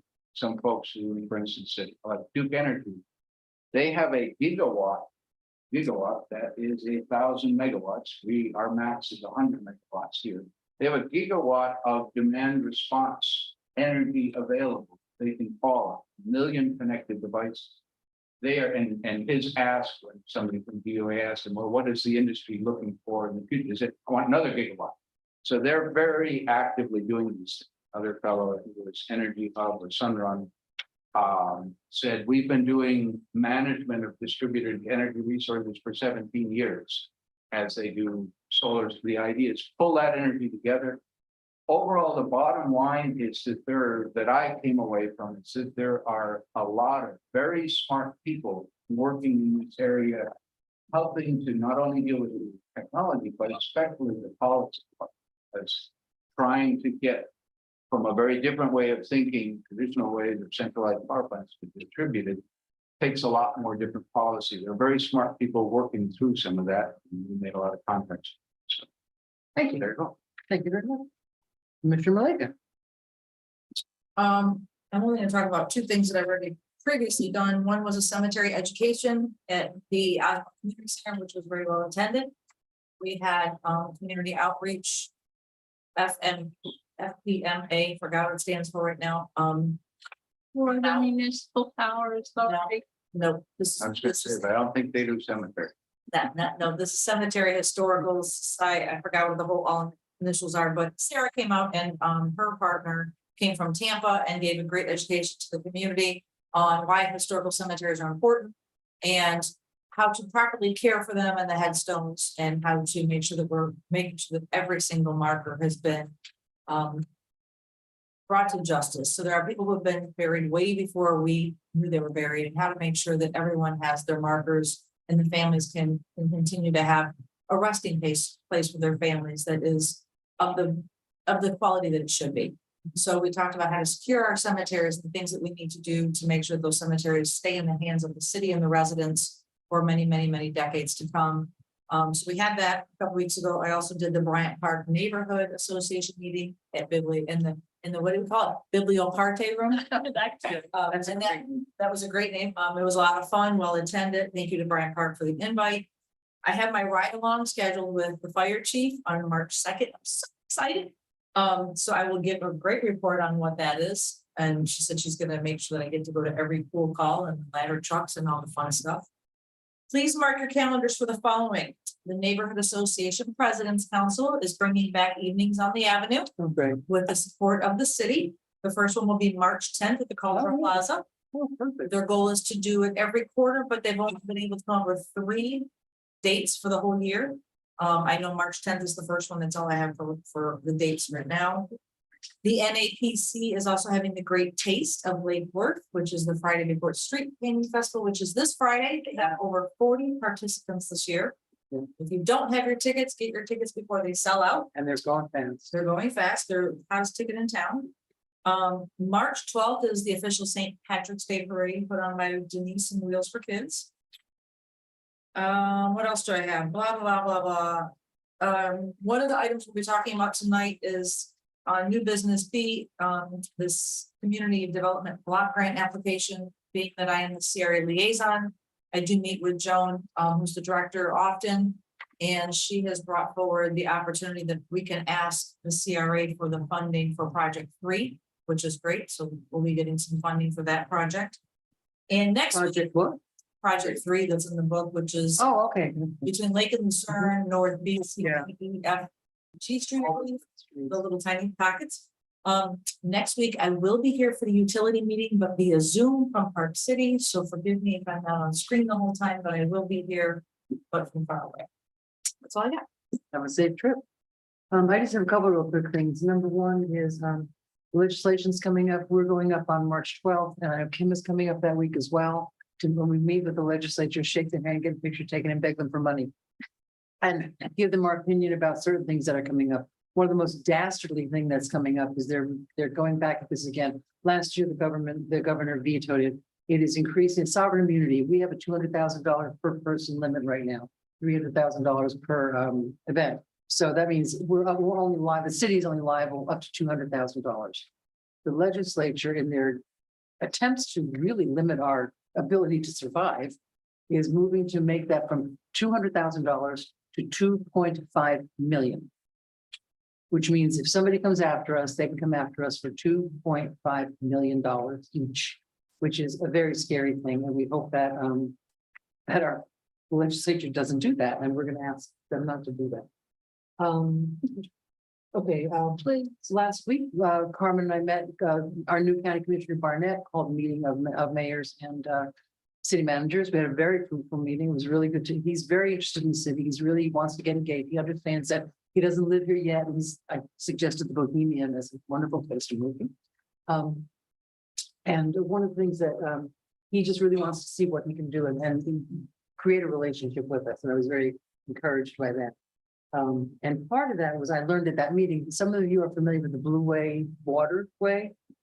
Okay, one of the problems with Blue, from our perspective, was that at our Spillway Park, it's a great idea, you can canoe all the way down, and then you can go to the Intercoastal. However, it would destroy Spillway Park. There was a boat lift that they wanted to, and for very small boats, little tiny boats, canoes, they wanted to have a boat lift that on one side, there's that drop off, there's the, whatever they call that, spillway. That it would pick a boat up and drop it back down, which would, it's a beautiful park. It's an underused, I really think we need to look at how to get some equipment up there, how to use that park. It's gorgeous. And so what I did not know was that they've taken that piece of it out of the Blue Way proposal. So that was really good news, because I was like, we don't like it. They informed us, I said, somebody should have told us that before I got cranky. Then the last thing, and I went to that fire department thing, which was amazing. The last thing is the Black History Month parade a talk was given, and I attended that for part of it as well. But the planter down by the post office, which has the Fanny James monument and all that, has been sorely neglected by the universe for a long time. And I knew that was going to be like where they started. And I thought, oh my God, that's really awful. So God bless the citizens of Lake Worth. I called Ginny Powell and I said, can you help me? And Ginny Powell and Diane Brown schlepped. They tried to get as many, new native plants. They had a little trouble with the trees that we used to have. There's a shortage of flowers. But those two ladies schlepped dirt, and flowers, and mulch to that site, planted it. Please go by and look at it. The city is now committed to watering it and keeping it going. But I have to shout out to them because we spent about 45 minutes there looking at that thing while people were talking. So I thought how wonderful that it looks as pretty. And thank you very much, ladies, for your help with that. And I thought I saw Diane out there Monday. I dropped They're watering. post office. They were coming in, they bring like 8 gallons of water. So over the hot, so now I spoke with Jamie Brown this morning and the city's, taking over it so that to make it great. And our Lake Worth High School kids are not going to get split up, which is great. And that's all I have in a question of time. There's always so much to talk about. I am done. So we have our video. Thank you, Ms. Because I thank you. I appreciate your help. It's the city manager. Thank you, Madam Mayor. I just have a couple of quick things. Just to piggyback on your discussion of the legislature, staff has presented a couple of projects to present to the legislators, and these 2 projects are sponsored by Representative Caruso. Oh, yes. And so one is the Intercoastal Infrastructure Vulnerability Assessment. And so the purpose of that would be to conduct a study consistent with the state law for the portion of the city east of US 1 and along the West Palm Beach Canal. The city will also conduct a physical assessment of the critical infrastructure in that area, including seawalls, stormwater, and wastewater systems owned and maintained by the city. So of course, we're continuing our efforts to address the issues of water and erosion and our infrastructure regarding the flow of the water and damage to our neighboring communities. The second project is phase 2 of the Parrot Cove stormwater resilience. And so this would address the flood conditions in the Parrot Cove neighborhood and erosion of the land along the golf course at 10th and 13th Avenues North and the Intercoastal Waterway. So this will include a planned installation of 3 outfall check valves and upgrades to these large collector stormwater outfalls, which will prevent further erosion of the land in the golf course and alleviate the water backing up into the Parrot Cove neighborhood from the sea level rise and king tide. So yeah, so continue support in that area to address the water issues. He was helpful last year. He Yes, brought us $450,000 for that successful, project. last year. And those type of projects are very supported. So we're excited about those and feel very optimistic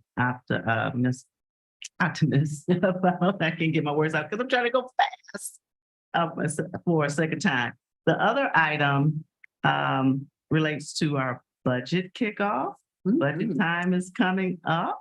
So fun. Yes, so we will be kicking off with the budget with the department directors tomorrow. And so we are completing the schedule for the budget process, and you should get the final dates and schedule tomorrow. So so that will be fun time coming up. And it seems like we just adopted the budget and now we're going into the next one. And then to be announced in March, we are planning an employee activity. And so I will confirm those dates, but it'll be somewhat like a picnic luncheon for the employees. So I'll let you know that date. Thank you. One thing I did forget, Ms. Davis and I had the opportunity to take a tour of the golf course by a That's couple of the golf ladies who golf there every day, and it was eye-opening, to say the least. And it's sort of the definition of deferred maintenance. And it's been deferred for a really long time. The cart path at some point is just falling into a lake. So we've got to pay attention to that. It's really an amazing asset that it's just a beautiful place. So I know that probably the reason it's been deferred is because there's never any money for it. But I think we need to pay attention to that and maybe get grants or something. Yeah, and we're staff looking at some of the issues. Of course, in some cases, it has been maintained, but we have some water, overflows that happen that erases some of the effort And the ladies, been taken. So ladies had some great ideas for that. they did. too. So we're working through those. So I just wanted to bring that up. So I've now seen the Lakewood Golf Course. All right, next. Public participation of non-agenda items and consent agenda.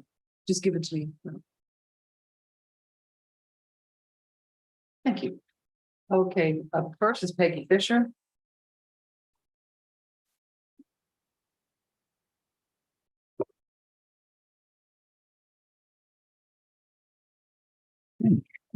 Peggy Fisher, 508 North Bay Street. Prior to the presentation at the February 9th meeting, a member of the dais asked to make a statement that was, quote, significant to us and the community. The recent death of two New Jersey councilperson was mentioned, and the commenter said, quote, it's one thing to be thanked for service to the community. You should not lose your life for service to the community as an elected official, end quote. There was then a request made for the commission to pass a resolution extremely expressing their dissupport to the state going to an open carry law. I agree the level of violence in our society, especially gun violence, is alarming, as is the increased disregard for life. It is, however, incorrect to imply the deaths of the council persons in New Jersey was related to their positions as elected officials, when New Jersey official statements had said otherwise. Councilman Heller's death was a workplace-related incident to his employment as a supervisor at PGENS. The New Jersey governor, Governor Murphy, stated that the death of the councilwoman earlier in February did not appear to be politically motivated. As a resident of Lake Worth Beach and a voter and a property owner, I expect members on the dais to be truthful and accurate when making statements in their official positions. It is inappropriate to create a false narrative to support one's position on any subject. We have to realize that when you speak from the dais, what you say needs to be thought through. And I'd like to end with saying happy birthday to the late Representative John Lewis, as today is his birthday. Thank you. Thank you, Ms. Fisher. Appreciate that. Todd Thompson, anybody else have a comment out there?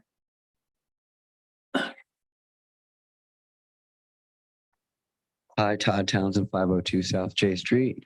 I just wanted to deliver a warning from the past.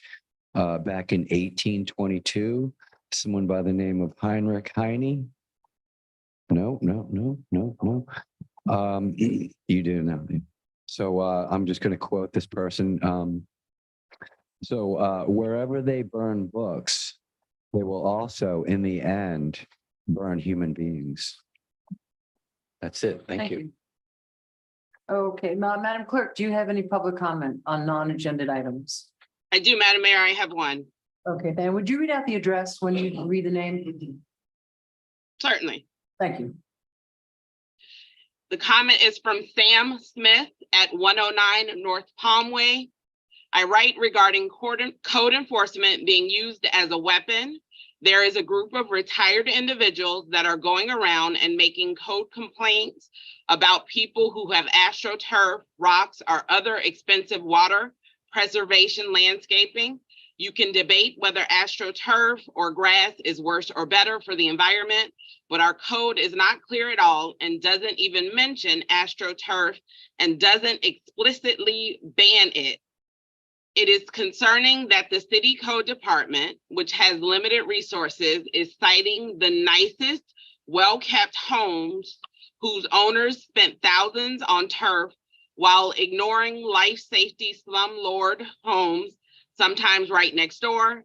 Shouldn't code enforcement have a systematic plan that prioritizes issues like overcrowding, rats, life and safety code issues instead of letting a small group who have a hobby run the department?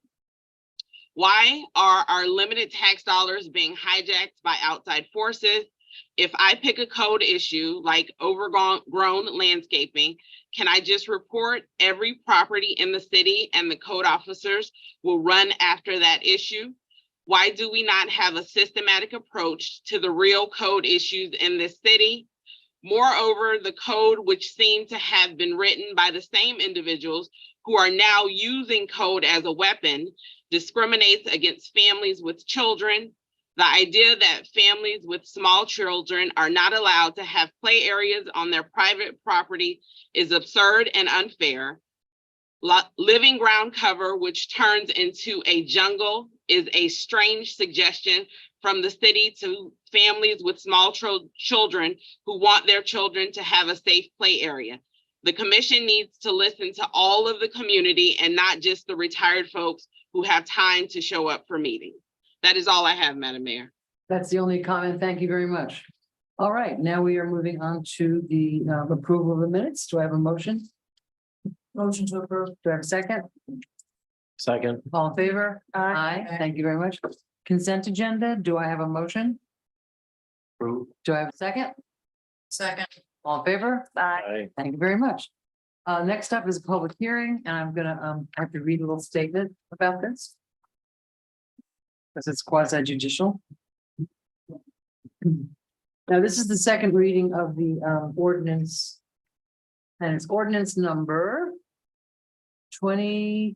2022-15. Thank you. Second reading.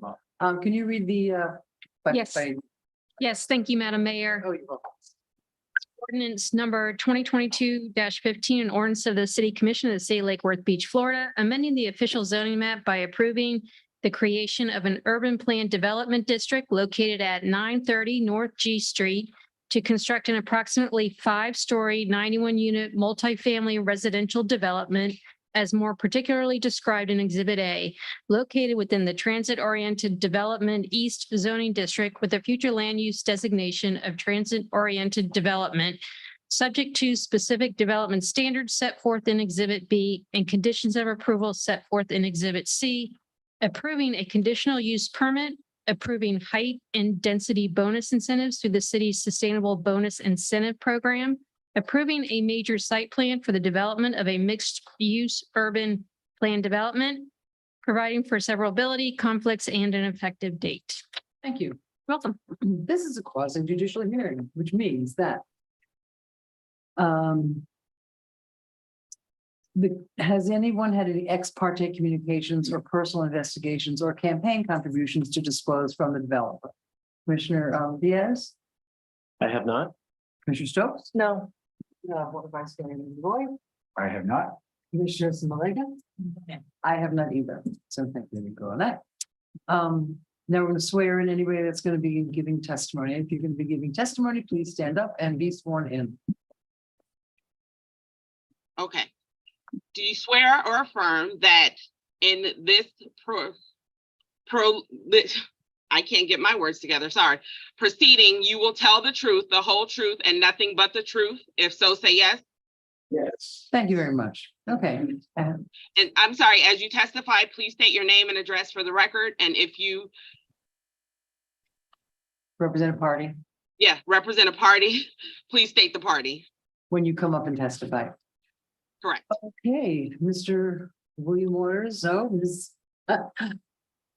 Hi. Who apparently has delegated this. For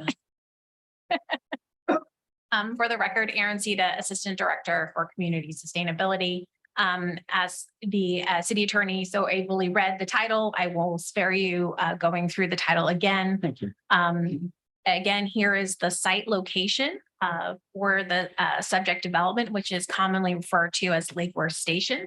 It is on the southeast and southwest corners of North G Street and 10th Avenue North. Again, as you recall, this project was redesigned from the September meeting. This is the architectural rendering. And then just very briefly, because we are in second reading, and as you know, in the second reading, no new evidence is introduced. We just kind of give you an update on what you discussed and directed at the conclusion of first reading. So on the January 17th meeting, there was a unanimous approval for the redesign project with modifications to the conditions of approval. Staff updated the ordinance to reflect these conditions of approval, and some of those modifications included modifications of the conditions relating to the 10th Avenue North entrance, the commission's request for wider balconies, the prohibition of artificial turf in the dog park, and the bollard lighting on the linear park, amongst other things. The applicant did submit with their packet their revised sustainable bonus numbers that were discussed at first hearing. Those are just additional supplementary, just advisory. As you know, the ordinance contains our standard condition of approval, so staff will confirm those numbers at permit. And if we don't find those numbers and the backup documentation to be correct, then the applicant will pay the difference or the 50% of the sustainable bonus fee that is attributed to improvements. That basically concludes my presentation. There is a motion to approve or disapprove on second reading, and the applicant has a brief presentation as well. Come on up.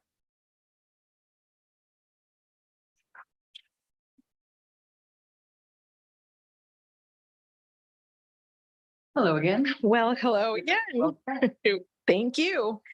Well, we kind of went back again to the office and had a wonderful meeting again and heard all your suggestions from last week. And we first have to thank you for allowing us to extend those balconies to be now 4 feet, because they make a big difference for all the units. It's actually really, really great. And you know, we do have those apartments facing the main 2 streets. They have direct access from the sidewalks, which will make them very attractive. Another of oh, I'm so sorry. It's Annabella Garcia, Martin Architects.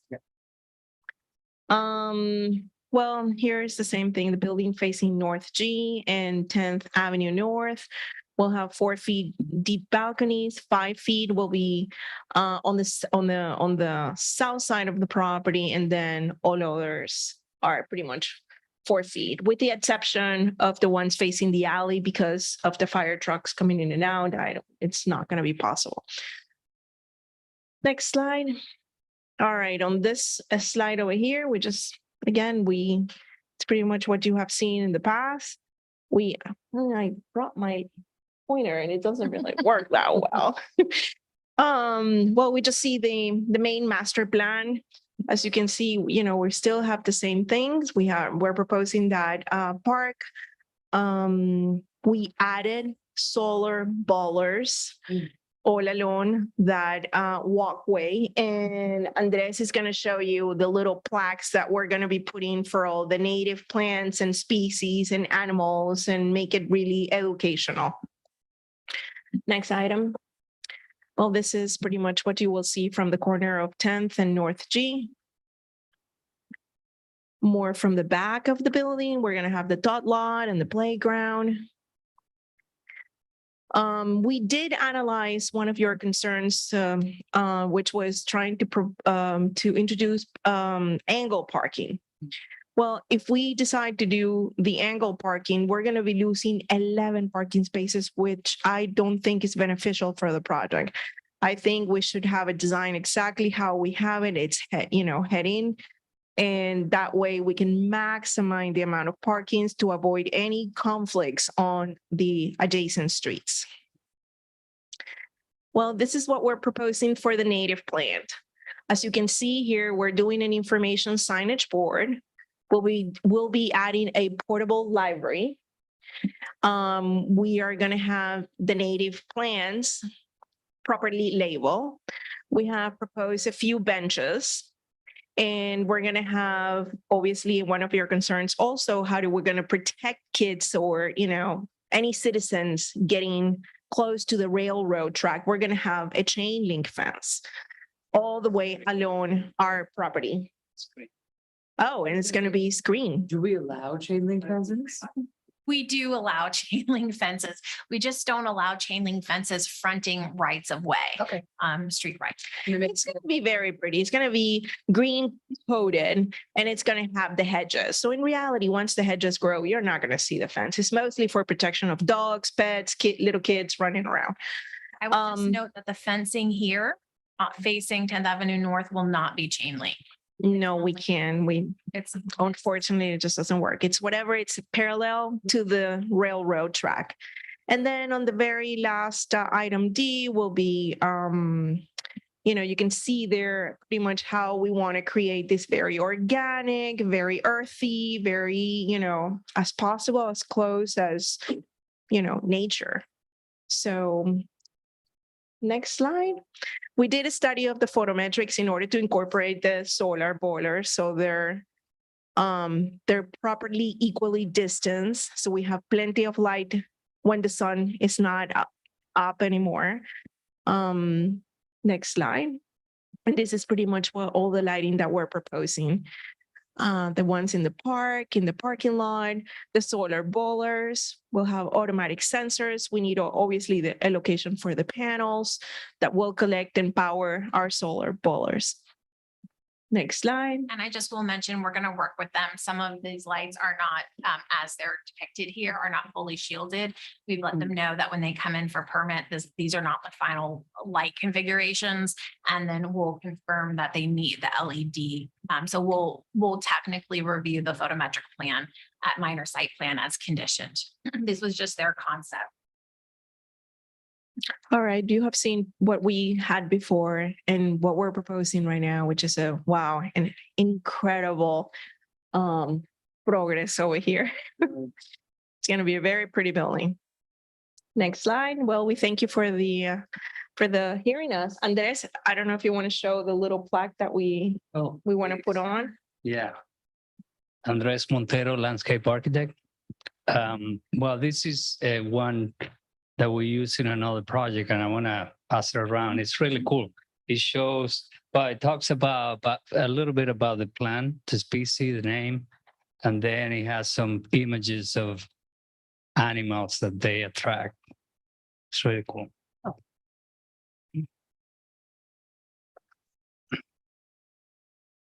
And I did my homework and I went visit the Lantana Nature Preserve and the Hypoloxo Scrub. Two really nice places, and they have native vegetation, both of them, and we're trying to bring some of that to this project. and I would have called you to help offer where the ex parte thing. But whenever it is allowed, I'd be happy to probably do. Absolutely. You're pretty honest. I think, One- yeah. One question I had was, are you going to have irrigation?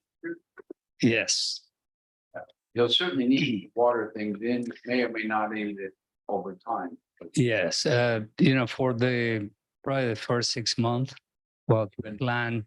Yeah, some of them are gonna need irrigation throughout the year.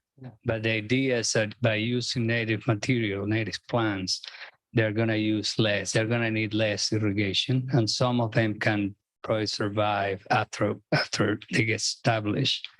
They can survive without irrigation. Great. I'm glad. Are we really gonna get monkeys? I was gonna say, we're gonna. That was a project I did in Costa Rica. No, those are little. Just Well, they do attract those. not our monkeys, not our circus, right?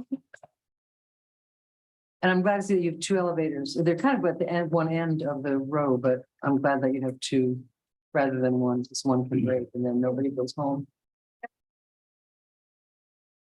Anybody else? Do I have, yes, Commissioner Diaz. Probably less on you guys, maybe more on William and Aaron. I think we talked about with the parking on the street and across the street, like, do we have to do crosswalks and whatnot? It's already in the conditions of It's in- approval Okay. that they have to do crosswalks or identify them. And they have some other tidy up that they need to do as well related to, there's a few minor things for drainage and a few other minor things. So there's but no, that is part of it. Do I have a motion? Motion to approve? Do I have a second? Second. All in favor? Aye. Madam Mayor, I do have a comment on this. I didn't ask and I don't, nobody has put a card in for this up here. What say you, Madam Clerk? The comment is from Kara Jennings at 822 North C Street. This development plan is still insufficient for the community needs. I hope you will vote no. I really hoped this forward-thinking commission would actually create real affordable housing for the income bracket of our residents. Instead, using county data, this developer gets more height and density to build housing your constituents cannot afford. We are tired of chasing after bad developments. Your supporters are burned out. We elected you to be paid to do the heavy lifting to stop these density and height giveaways. Please vote no on this development until the developer uses the extra density and height to build units that working families of Lake Worth can afford. This development plan is still insufficient for the community needs. I hope you will vote no. I really hoped this forward-thinking commission would actually create real affordable housing for the income bracket of our residents. I'm sorry, that's the end of the comment. She wrote it twice. Thank you. Who made the motion? Kim, and second from Maliga. All in favor? Aye. Any opposed? Thank you very much. It passes. Good luck. Do a good job. Make us proud. Thank you very much. Thank you.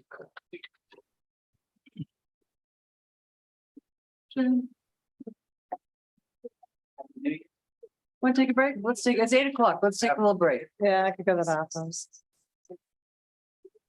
Do I? Thank you.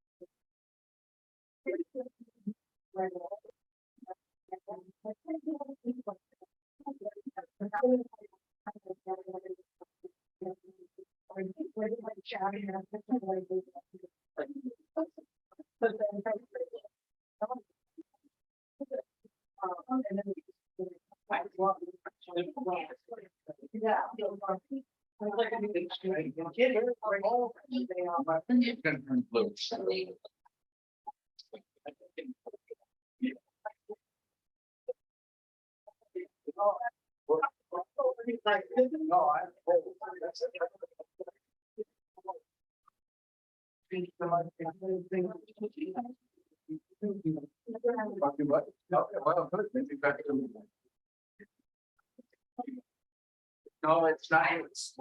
Yeah.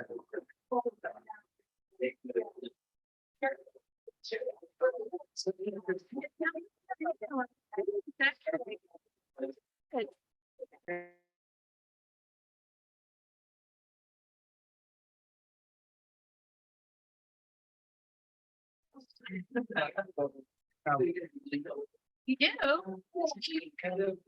How, what? What's the age? We have right now we have a 12U and a pilot team. I have a senior team. So 3 of them. Yeah. It was pretty good. I was actually going to land, so you can, there's a junior. What age did you read? Is it? 14 out of 123 right there. Let's see. Oh, I have some 15-year-olds. Or I have, they're all 14 now. They're 12, 13, 14. 15 and 20, 23.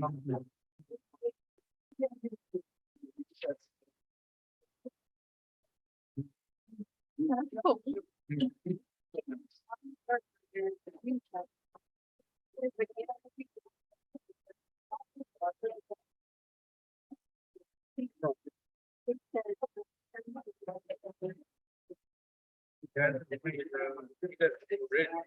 yeah. Either starting quarterback.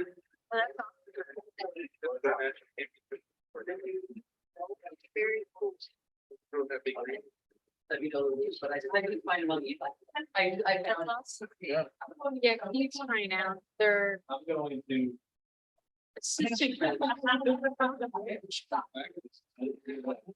Yeah, loves it.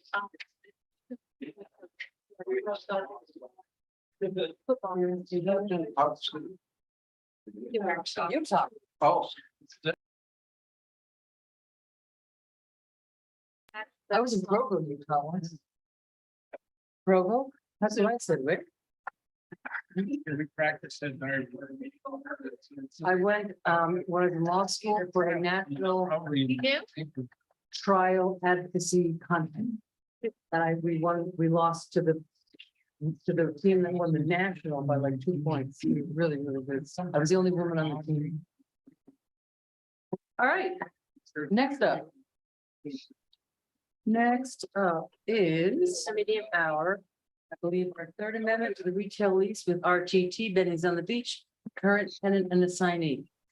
And the city attorney and Lauren Bennett will speak about this item. Madam Mayor? Maybe you will too. No, I'll open up the discussion. Just to give a little background on this Third Amendment. As you know, in February 2013 was the original lease agreement with RTT Benny's on the Beach. That lease included certain space located at the Municipal Ocean Pier for the use as a restaurant and a bait shop. And at that time, the lease allowed for 10 years with the option of renewing initially for an additional 8 years. And after the renewal, the initial renewal lease allows for additional renewal for 23 months. After that, the next amendment, the first amendment was executed on August 5th, 2015. And that included the lease to address the use of additional outdoor patio area. And then in 2020, May 19th of 2020, the city and the tenant entered into a second amendment to include or to be revised certain terms and conditions based on the results of the COVID-19 pandemic.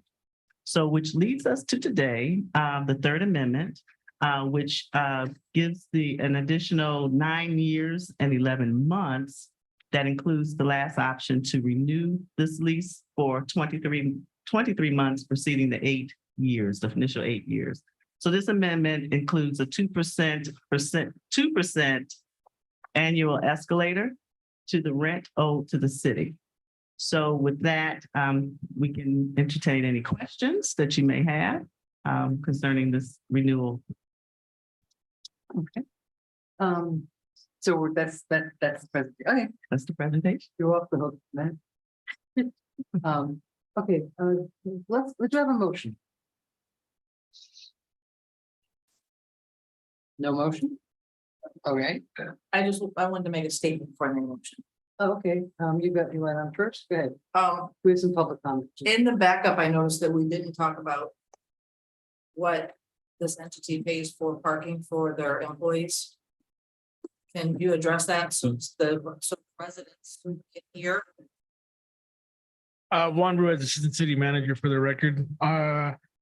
Referring to the employee parking decals, I averages about 2,500 a month or so on the spreadsheet. So probably about 25 grand a year, 29 grand a year in averages. Motion to approve. Do we have a second?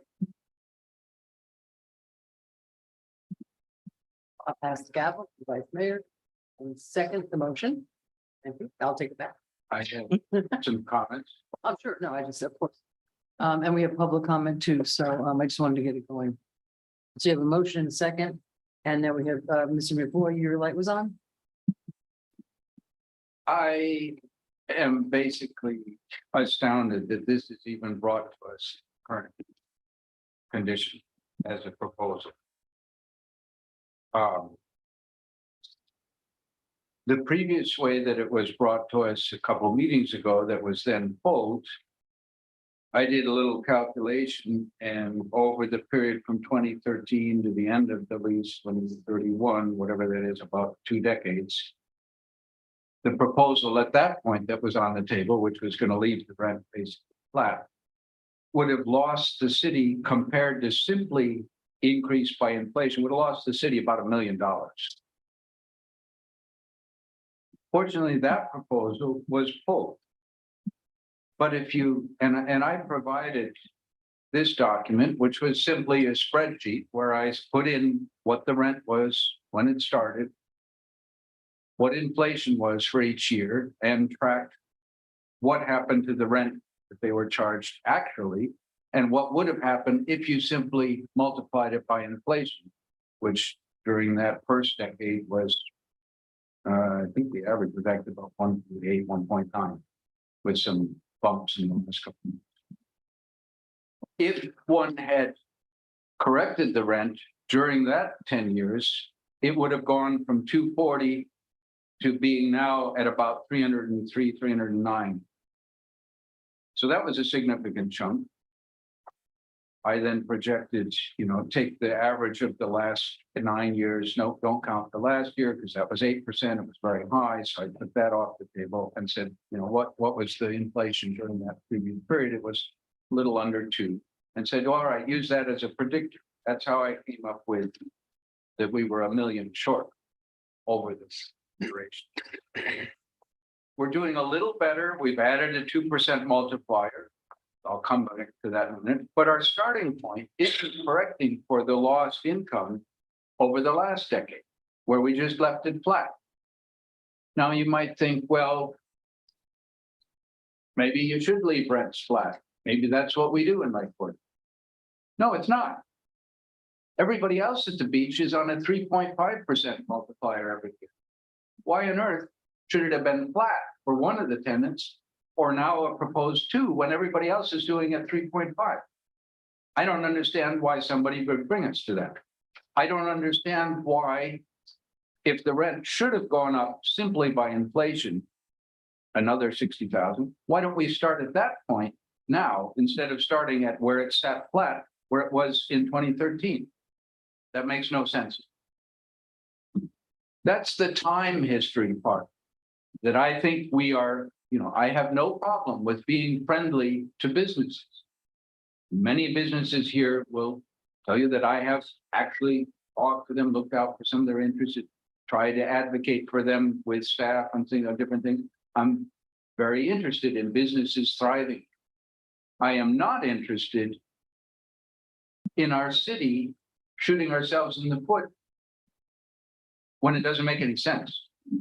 Or doing what we don't even do to other similar, right across the street there. Rentals.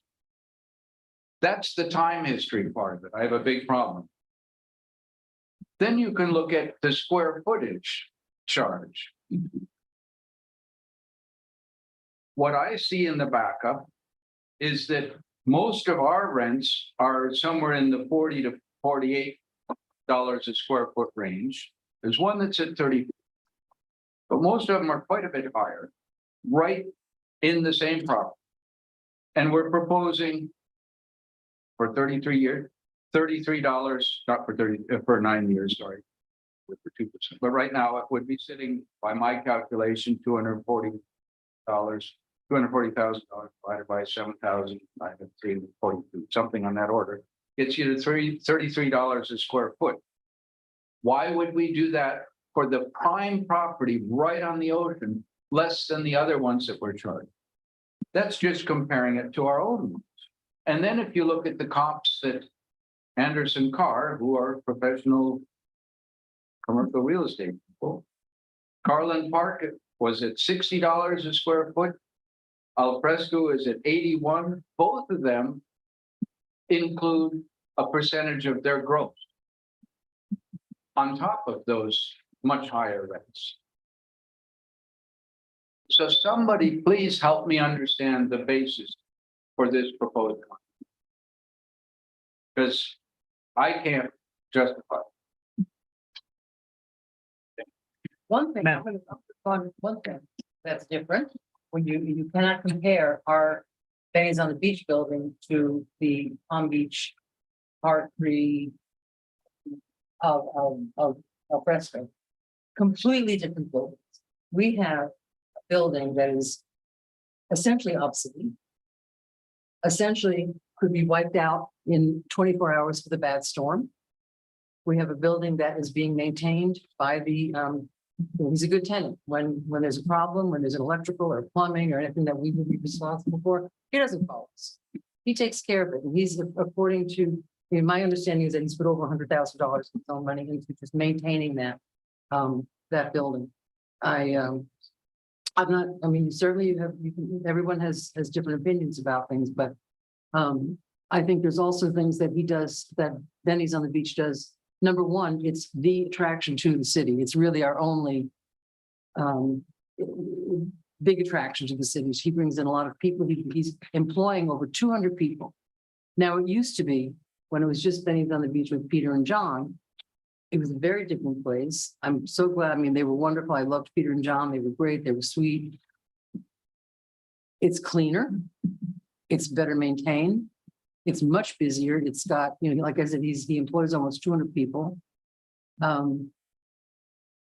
So I think and maybe I'm just a believer in some goodwill. And what I feel like is we have a guy who's willing, he's also very interested in our casino as well. So I don't think it's unfair to compare the casino building to Benny's on the Beach. That building could be taken out. We've been extremely lucky.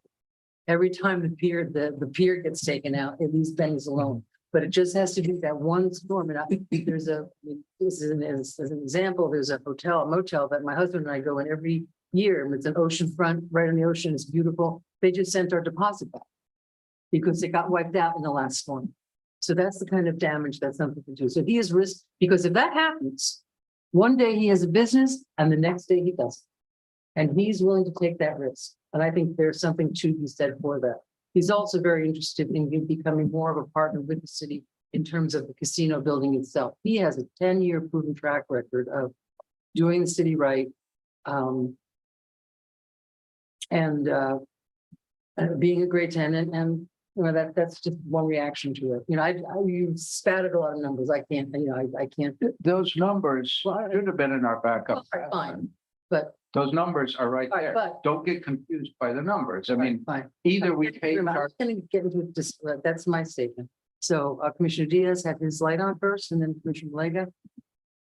And then Commissioner Stokes. Yeah, I mean, I appreciate, you know, a lot. I certainly appreciate a lot of things that you said about Benny's and what they provide for the community, but I also realistically, I look at this proposed lease and it's kind of like a remnant of how things used to be run here. And a big concern that I have is we have, you know, we have all of the tenants at the casino are great. I feel like they all contribute extra really to bring people in. As far as Benny's being the draw for the majority of visitors, I don't know. I mean, I would like to see that I would like to see those numbers if it can be shown, because I think weather and beach are really what bring people to the beach. I know a lot of comments that I get about Benny's is, you know, it's maybe not the most inclusive restaurant because of its prices. And I think he knows that too. I think he's pointed out, he has expressed interest in providing something across the range, which are really, you know, I can appreciate that. But what it comes down to, and really what my main concern is, we have a number of other great tenants, and I'm concerned about, you know, quite frankly, tarnishing our relationship with them by giving a different rate. I mean, I would like to see, the only thing that we can negotiate, if you will, on this lease is the monthly rate, the square footage, if you will. And I think we should at least bring it to within the realm of the ballpark of the other tenants. It's only fair and equitable. And I think it would pay dividends for a lot of things. Yes, that building does need a lot of maintenance. Any coastal property is at risk. I mean, whether a building is 100 years old or whether it's a week old, we see historically in Florida that nothing is spared should that circumstance arise. So I think any coastal business, even our downtown to some degree, is always at risk when it comes to storms and what can be lost. So it's not that I'm not sympathetic to that. I just think, you know, the bottom line is we need to make the rent fair. And also, you know, I see a 2% increase, and I think that's better. But I don't think that accurately reflects inflation and other rates. I definitely appreciate Mr. Rose bringing up the potential of that policy change, things to discuss, but I think we can do better, and it would better serve both parties in terms of what we can provide as services and whatnot if we actually collect what is, you know, the appropriate value. I also, you know, by how this process has gone, I'm curious, like, has this gone through our auditor as well? And if not, is that something that we should maybe talk about as a potential? Because I feel like approving this lease as it is for 8 years, which granted isn't a long time for a commercial lease. 10 years. 10 years, I mean, Right, 8 plus like an yeah, automatic 2 that automatic. don't get to revisit. Right. Just So that's a long time of not having a chance to relook at this. So we kind of, you know, make sure we want to get it right and make sure it's equitable and make sure that all of the tenants at the casino are happy. Thank you. Commissioner Malega. I've negotiated commercial leases, and a couple of things that stand out to this besides the parking that the other tenants don't pay. Let's put that 29,000 over here, right? I'm sure the property taxes for this property are higher than the common area, Most and I likely. don't know what the difference is. Right. Thank you. I know what I pay a square foot for my downtown business. I know what I'm responsible for, and I know what I'm not responsible for. And I will tell you right now, commercial lease, anything over $200 of HVAC, I'm not paying for, my landlord does. This says that everybody who's at our beachfront pays for HVAC, air conditioning systems. Electrical, anything over $200, I don't pay for. And I'm talking about 2 major properties that I rent. One is 6,800 square foot and one is 2,800 square feet. My sliding scale is less than 3% year over year. So I just renegotiated a new lease in September in Lantana. So I've been through this process recently. I know what the going market rate is. So I hear the concerns and I too went back and forth with that, but when I took other factors into consideration, the dollars for dollars come out very close. When you factor in the expenditures that he has potentially on this property as a tenant. In addition, again, I'd like to really know what the real estate difference is for him and the CAM, because that will pay greatly versus on where his property is versus Mama Mia's and T-shirt. And we all love, I mean, we love our merchants. We want to keep them happy. I'm also a big advocate for the money that's brought in. I do believe that Denny's is a destination location because I see their posts. I'm pretty sure that half of the stars that visit Benny's don't come there to go to the beach. They go there to go to Benny's. I see the pictures. They're not hanging out on our beach with a beer in their hand. They're hanging out at Benny's. He's also a good community partner, and I hear that. But I really think we need to look at the whole financial picture because this isn't the whole financial picture. So, I mean, I made the motion to approve. Mayor, thank you for seconding it. If the rest of the commission feels that we need more information, then maybe we need more clear backup and a breakdown of numbers on the T-shirt company doesn't pay, I don't know what I'm sure they don't pay $29,000 a year for parking or Mama Mia's. And Benny's also just took over another lease of a failing restaurant when they couldn't survive COVID. He stepped in and he took on that space. So we didn't have an empty space during COVID. You know, I know that might not mean anything, but to me as a business owner, it does mean something. You know, he's employing more people. He just spent, how much more money did he just spend on build out when he took over Mulligan's lease? We didn't give him abated rent. We didn't give him build out for that space. And these are all part of lease negotiations, you guys. So just keep that in mind when we're thinking about this. You know, I got 6 months free rent in September from my landlord for a space that I was just taking over as a new owner. I wasn't building a new business. And that was over $65,000 to my benefit. So there are other things that come into play when you negotiate a commercial lease that haven't been talked about. And I think should have been talked about on the forefront that could have been part of this lease, but aren't. So I want us to look at the whole picture. Well, one of the things about, this is just, I see Kim, it's just, the only thing we could talk about other different things is the percentage, and we can't talk about that. The original lease, we can only talk about rent. So just any other questions that people have, that we can't get into anything but the rent. Commissioner Stokes. I just have a few questions. When I was looking through the analysis that Anderson Carr did for us, there were numbers for every restaurant in the casino building itself for their common area maintenance, but I didn't see any numbers for Benny's. So are they legally obligated? What are they legally obligated to do? Because I didn't see any numbers for them on the CAM or common area maintenance. Let me try to explain it because it might capture some of the other statements. The casino tenant leases are structured entirely different than the Benny's lease. The Benny's lease existed long before the casino new leases came to be.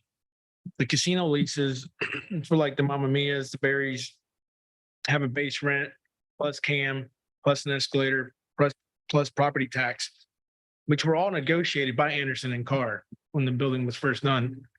And they were structured that way. So all the renewals that come throughout the years are mirror the existing structure from day one. So that's kind of what we follow with Benny's, which was structured as a lump sum payment from day one. The lease that Mr. Lipton acquired from Pete and John was a lump sum lease. So when the renewal came up for this 8-year period, we tried to follow and maintain the integrity of the same structure of the lease, which was a lump sum. Not having in-house commercial real estate agents, we engaged Anderson and Carr, who had a lot of experience in the property, old and new, dealing with not only the casino building, but the city with some history. The information came back, very difficult. Mr. Banting's own words, very difficult to find apple for apple comparisons. Unfortunately, Dune Deck happened to do a renewal right after this was released, and they actually copied our version as a lump sum because it can get tricky with triple net type of leases where now you're negotiating not only base rent, the CAM charge can fluctuate. Do you have an escalator on CAM? Do you have an escalator on base rent? So to answer your question specifically, Commissioner Stokes, we didn't negotiate or strip out CAM because it's not part of the lump sum. It's all kind of one package. So when the lump sum proposed rent based on the comparables, the best that they could, basically it was almost flat. We said, well, that's interesting. But what played into the factor of that after speaking with Mr. Banting was the age of the building weighs heavily into what you're going to charge. So comparing it to Alfresco and some other ones is kind of like apples to oranges. So we did the best we could to negotiate in good faith based on the parameters of keeping the integrity of the original lease. And it's just kind of where we landed. Okay, so they are not responsible for any additional CAM, because when I look at, I think it was the t-shirt company, they pay $47 per square foot plus an additional $13 per square foot for their common area maintenance. So if you combine all that, they're paying $60 per square foot. And then Benny's is paying 33. And Which I was get negotiated a new building. Right, that's fine. Just what happened in the past, happened in the past. I'm here, I'm worried about what's happening the next 10 years. And I don't think that this is a fair deal for us. The other thing that I'm not sure about, because I do take this report seriously, but, and I'd ask for legal's interpretation here. The recommendation from Anderson Carr was that we do the $33 per square foot, but there is a big note underneath it that the proceeding assumes there is a minimum rent percentage clause of 6%. There is not. So by taking away that assumption, I don't think that number is valid anymore. Are we legally allowed to add a rent percentage clause as part of our negotiations on the rent? Since that's the only thing we're allowed to touch is our rental agreement. Are we legally allowed to add the percentage clause? Or do we have to stick with the basically lump sum type approach? Pages up in the- 451. Well, hold on, before Of you the answer, Anderson Carr Madam Attorney, report. just for the public that is aware, there was never a statement made that it wasn't legal. At least I'm not from talking, staff. Mr. Torcivia, about what are we allowed to touch? Oh, I wasn't aware. Okay. And I was told we're only, the structure of the original lease 10 years ago said we can, and at this moment, we're allowed to negotiate the rent. We're not allowed Right, to the annual negotiate rent anything else. is what could be negotiated based on the clause of the contract. I interpret that 6% clause to be part of the rent. Is that on the table? Could we go back and say, we want what our report told us to get, which includes the minimum rent percentage clause of 6% of gross annual sales, and not be in violation of the original lease? Madam Mayor, if I may respond. So under the terms of the existing lease, the only thing that's really supposed to be negotiated is the rent. The way as Mr. Ruiz says, the way that the lease was originally set up, there was just a lump sum rent. But it's all part of negotiation because quite frankly, with now having a 2% increase, right? You could argue, well, that's not considered quote unquote rent. That's an escalator outside of rent, but it's really what you negotiate as the rent. What's clear is we can't touch other terms and conditions. So the city couldn't change maintenance responsibilities unless there was a mutual agreement to it. But I think the intent is really just to address the payment of rent and what that is. And whether you call it rent with a inflation or whether you call it rent with an escalation clause, whatever you call that is open to negotiations.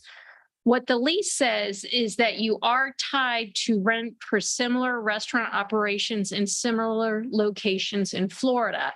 So as Mr. Ruiz says, that's why we got Anderson and Carr to look at this. But the problem is an apples to apples comparison is not going to happen. But their recommendation is to include that rent percentage clause, which we're not doing. So the thing that is so great about that clause is that the better they do, the better we do. So it really truly is a partnership. And the more events we have, like bonfires at the beach or other seafood festivals or whatever things that we put on at the beach, the more we make it easier for people to get to the beach. We have an actual financial we're not just spending money on these events. We actually are going to get a return on that if it drives business to Benny's. So it's recommended by our consultant, and I think it really helps us to make sure that we are getting our fair share of what that value of that property is worth. So I'd like to look at including that. And then the other thing that I really need to get some answers on, which I haven't been able to get, is how much they actually get to keep from our peer admissions. So I did put in a data request, but since they collect all the peer admissions, apparently we're not able to know how many people visit our peer. So all I had to go off of was page 8 of the original contract, which says 15.6. If in the event that the pier is closed for more than 10 consecutive days for reasons not within the tenant's control, they will be entitled to a reduction in rent of $300 per day for the number of days that the pier is closed behind 10 consecutive days. That means if we have a hurricane that comes through and we cannot repair it within a year, they will get $100,000 off their rent. I think there's another. Was that factored in to, I would love to follow up with Anderson Carr, because the way I read this report is that they're doing us a service by collecting that $100,000 every year and managing our property. And I wonder if we're really getting $100,000 worth of service out of that.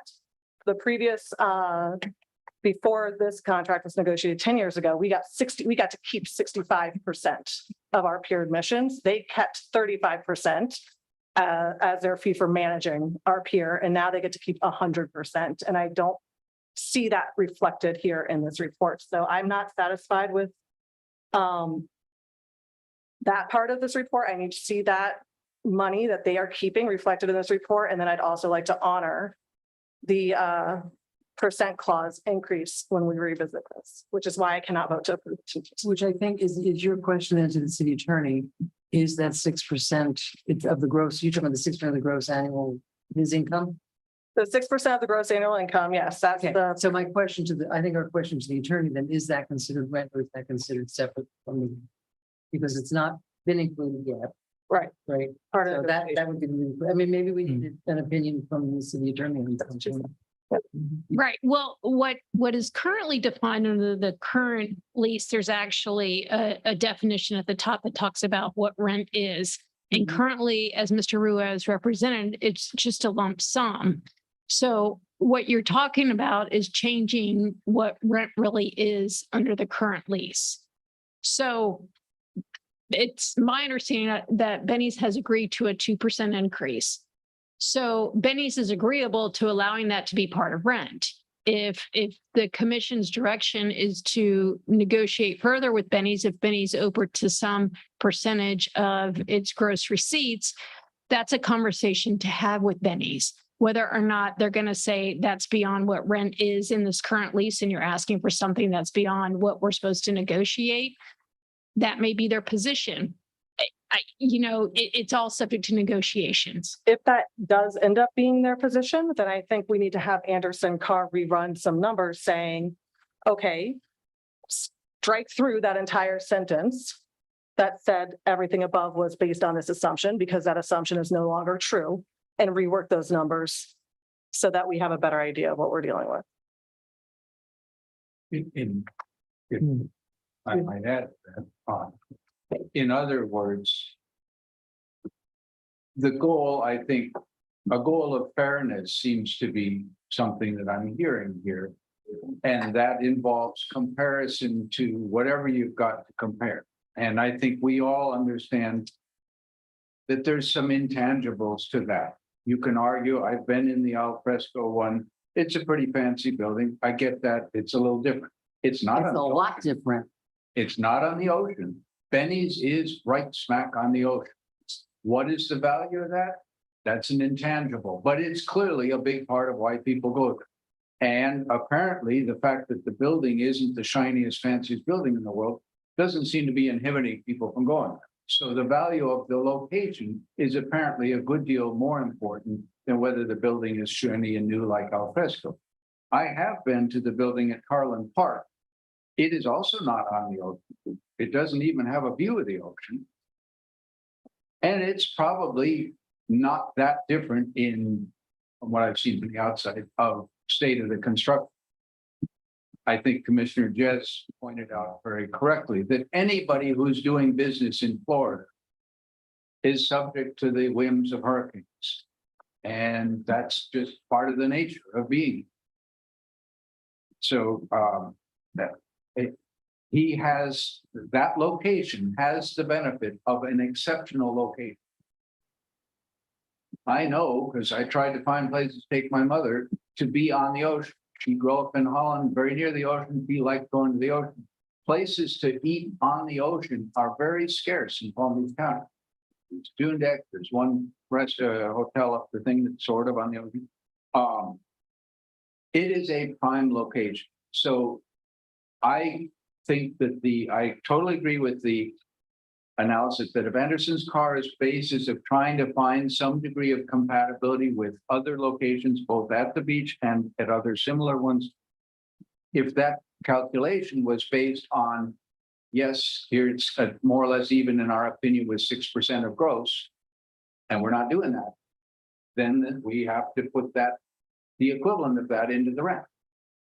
Whether that's a different escalator, whether that's a different per foot base, whatever it is, to make it comparable to the other businesses and reasonable, that's got to get back, whether we want to do it as part of. I like the idea of a percentage of gross for the same reasons that were mentioned. If they do well, we do well. If they do poorly, we take it, it's shared adversity. If it's bad times, it's shared benefits if it's good times. So I would prefer to do it that way. I think that is fair. But otherwise, we have to incorporate it. Madam Mayor? Yep. So again, as the business owner who's negotiated, you asked me what my gross sales are, I'm gonna tell you it's none of your business. As a business owner, we are the ones who take the risk. We do the employment, we pay the taxes, we pay the workman's comp, we take the risk. We are the ones who put the money on the line. There is no obligation, there is no investment from the city besides the property that the business sits on. So I'm going to tell you, even if you think you're going to get real data, any business owner is going to tell you in their right mind to pound sand if you think I'm giving you any part of my sales. You're not paying for the advertising, you're not paying the marketing. Kim, you can keep looking at me. I'm They telling wouldn't you agree the to facts. it. I wouldn't agree to it. I'm telling you the facts. Everybody. It is not any of our concern as electeds what a business owner in this city, how they make their money or what they're making their money on. He's paying his liquor license fees. He's taking all the risk as the entity. So I agree that we should go for a bigger increase, but I will never sit here and fight for knowing somebody's business of what their sales are and how they get there. That man has turned a business that was not successful into an icon. He has made major investments in this town. And I don't have a personal relationship with Mr. Lipton. I don't hang out with him. I mean, if I go there twice a year, it's something big. But I'm coming from a business owner who takes risk every day. There is no way if Mr. Codner and his family wanted percentages of my sales, you would not have a gym in this town. I would tell them to pound sand. It's that simple. So I can hear what everyone's saying about we need more money, the property is more valuable. But as far as me ever signing off on trying to find out what his sales are, I'll never be in favor of that. I apologize. I was shuffling through my papers to try to find where in this report, I don't know if you've read it, I've studied it. Okay, it mentions that literally every other municipality and county run thing takes a percentage of the sales. This is not commercial, like private landlord stuff. This is us comparing how we want to run our city-owned property in a partnership with the leasee that Carlin Park. They get 8% of the gross revenue. Al Fresco gets 10.5% of the gross revenue. This is literally in the reports that our advisors have looked at it. This is the norm. This is not me coming up with something out of the box. This is what is normal in this industry. And I think that is where I stand. So Madam Mayor, can I jump in after Mrs. Davis, please? Sure. I just wanted to point out, and certainly all your points are well taken, but I do want to point out that the other businesses or our tenants do not pay us 6%. But we've never charged it. We have not charged them. So I just want to know the essence of the negotiation was to keep it consistent and fair with the other tenants. So that was the process that we followed because of the consistency with the other tenants and how we structure their annual rent. Yeah, and took the words right out of my mouth. Just to reiterate, the county's commercial leases are reflective of each other because that's their policy. Okay, so one part of this conversation and what we're hearing is there may be consensus as we move forward when there is an opportunity to negotiate a commercial lease that we approach it with a base rent with a percentage of gross as part of that. But historically here, including all our commercial leases, the golf course, the beach, which is all of them are based off of a lump sum rent. We have shied away for whatever reasons in the past of going and getting in relationships with percentage grease because you start to influence cash only business. Okay, that's the reality of what you're dealing with. When you're dealing with a venue that sells a lot of alcohol, which is primary revenue, you have a lot of cash that gets exchanged. I'm not an auditor, but what we did do as staff is just try to find a simple, fair pathway forward, keeping the integrity of what the lease was, because it was an option to renew. It wasn't a new lease that we responded to an RFP where we have a full-blown negotiation, we're starting fresh. So I understand maybe the frustration or the disappointment, but honestly, we had a playbook to play from. Maybe it's old, but I can hear, and maybe there's consensus. Hey, moving forward, don't bring a base rent lump sum rent back again. Okay. But remember, there's been multiple renewals at the casino that were approved by this commission where they were copied for the exact same of what the original was before. So we were just trying to copy as government does time and time again and bring something forward. But we can most definitely go back. Now, I will say going back means that his lease sets to expire this month.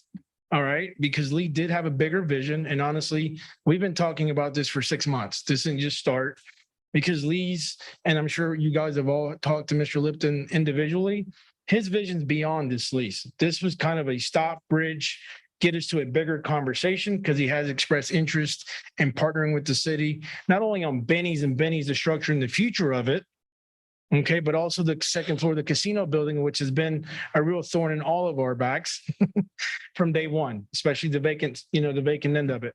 So that would be an opportunity to sit down. Okay, let's structure a different lease. Let's approach this in different fashions. And not all government leases, even though Palm Beach County as an entity does theirs and they have their way, not everyone does that because it's kind of a personal preference. Do you want to deal with annual audits? Do you want to get into the receipts and whatnot? Now you guys are all aware of our restructuring and constant turnover in our finance department. All right. So we try to keep things simple, but within fair and within reason. And Mr. Banting's report, when you compare base rent, didn't give a lot of room as far as a ceiling to pursue when it came to base, because the age and the current condition of that building, which is also a positive, is also a negative. All right. The building's old. It's very, very old. So when you weighed all those factors in, we felt, we were doing the best we could with little commercial real estate experience. But looking forward, long term, I can hear the desire, like I said, to look at base rent, percentage gross receipts, whatever it might be.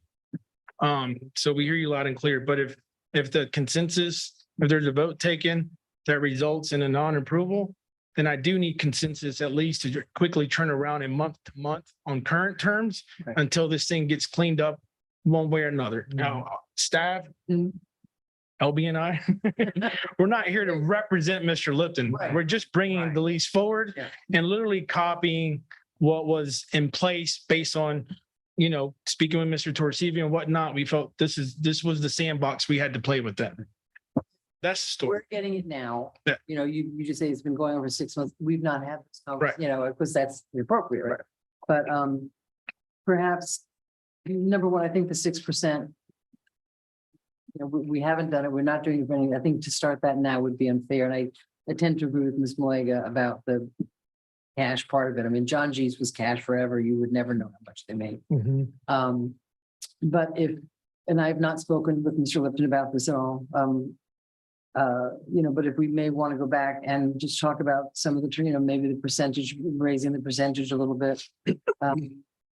Might be appropriate. Do you have any thoughts about that? You had mentioned something about that. No, I mean, that's what I said. I Yeah. hear what we're saying, but again, we can't start, this is an extension of the lease. We're not renegotiating the lease. So I hear the concerns of my fellow commissioners and going back for, trying to renegotiate his year-over-year increase, is fair. At one place I pay 3.5 year-over-year, at another place I'm paying 5%. That's two different buildings, two different square footages, two different cities. So it's not far off from what, but I am also not writing a check that's that big every single month. So there's a big difference. And a commercial lease is a commercial lease to the person who's writing the commercial lease. We don't care. The business owner doesn't care if it's coming from a city or from a private person or from a trust. So I'm okay with us having staff go back and try to renegotiate with Mr. Lipton. Continuing on his current going month to month, is that what we would do? It would probably have to be, yeah. So would you change your motion? Would you change your motion to go month to month while we? Don't you need? We need to, Proceed. that would need to go away and then we start. Okay. Yeah, and I will add this to why you guys figure that out. It's listening to the comments. It's something to consider is staff recusing themselves from negotiating a commercial lease that is this fiscally heavy, possibly, whether we engage Anderson and Carr, which they negotiated all the contracts and leases. I think Commissioner McVoy, you were on the dais then. They brought those forward and represented on behalf of the city in best faith, and bring that forward. Then, obviously things happen, in that meeting, but, it's just something to consider, moving forward. But again, Mr. Lipton, and again, I feel like where's his attorney? His vision is long-term. Well, and obviously he didn't think that there was going to be an issue, or else I'm sure him and staff Yeah, or his right. attorney would be sitting in this room Yeah. and having something to say. Right. But he's not here, and I don't want to make decisions when the person we're talking about their future Yeah. isn't here to defend or not defend. Mhm. So if you need me to amend my motion to approve the existing lease to continue month to month until we renegotiate the terms of the new extension. And I would follow that second. I don't remember. Second. And then maybe in your one-on-ones, I would suggest that you guys talk to Mrs. Davis about what your preference or maybe some parameters to negotiate, because again, from a negotiation standpoint, we don't want to air out kind of what's the sweet number, the sweet spot publicly. It kind of takes away any leverage you may have. So. Are you gonna have Anderson Carr negotiate, or is staff gonna continue to I mean, negotiate?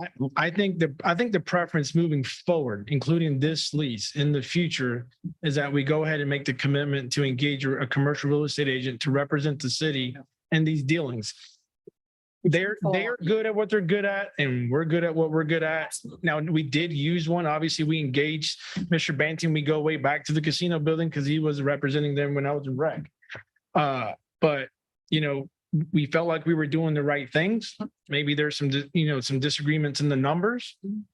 And there's a lot of factors that go into that. You guys have just highlighted more than a dozen of them. It's never an easy thing to do, especially when you have a popular, landmark with a really good operator. Lee Lipton and his whole crew, they have been a pleasant to work with. So there's some value in that, but at the end of the day, it's money.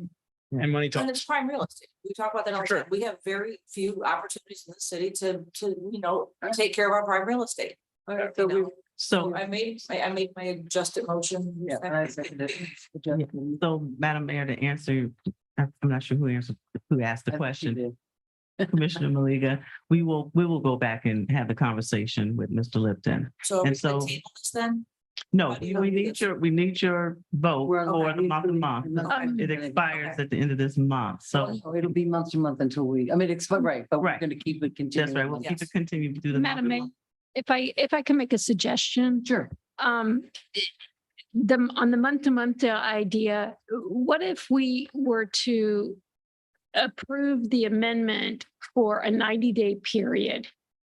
Because right now what's proposed does have an increase in rent. Yeah. So initially. If we can do that. There should be an increase in rent based on but I would say for a maximum of 90 days to ensure that we have a deadline because, Right. often what Oh, happens deadlines if are we good. leave it open month to month, a year will go by. And so I would recommend, let's just do 90 days. That will give, Anderson Carr and staff time to discuss, and then Anderson Carr to go forward and perhaps negotiate something so we have plenty of time to come back.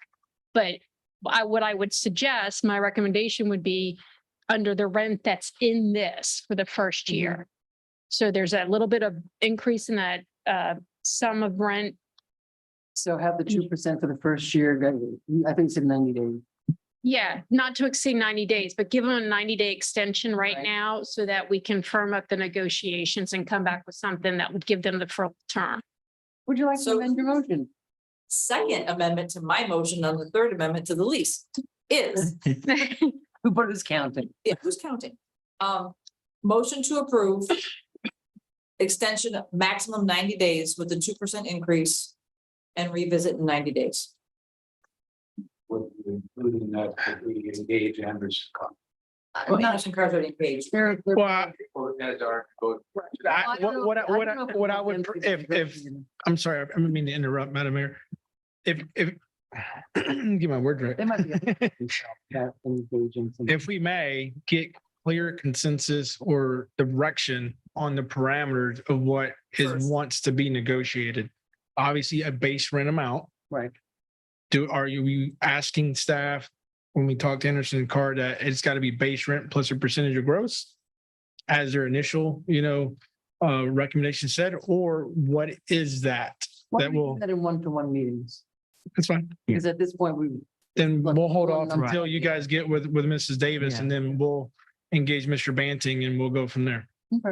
All right. So I amended my motion for the second time. Hey, we're flexible. We're adaptable. I'm telling you, right? Did you second it? I will. Yes, I did. Okay. Okay, so we have public comment. We have 3 cards here. We have Cliff Colmeyer and Catherine Colmeyer. The Colmeyers are here and Peggy Fisher's third. I did have a Oh, I'm sorry. question. She's busy, but it's for city attorney. So, question for city attorney. He's busy, Christie. Yes. If we go with the 90 days of this contract, is there any foreseeable problems of like partial performance or anything that like we're okay with these terms and, could it be perceived as a potential future problem? I don't think so. I think what we do is if the motion gets approved for a 90-day extension, we'll obviously have to tweak what's in here, but really it's just to say we're extending it with this new rent amount for 90 days for the parties to continue negotiating. That's it. Okay. So, the lease, the current lease doesn't get into if there's a dispute as to the rent. Right. So it anticipates that the parties will come to some agreement where both sides are probably, unreasonably unhappy or reasonably unhappy, however you want to say it. So, but come to an agreement. So I don't foresee any issues with doing that. I think it's the only way to give us a drop dead date to get back and get this resolved without it just lingering on. Okay, yeah, I just wanted to make sure we're not like indirectly or unintentionally saying we kind of accept these terms as they are. No, what I'll do is I'll make sure that in tweaking this, that it's clear, just to allow the parties to complete negotiations without the lease, expiring. We don't have to make another amendment, do we? I think we're there. Cliff Colmeyer?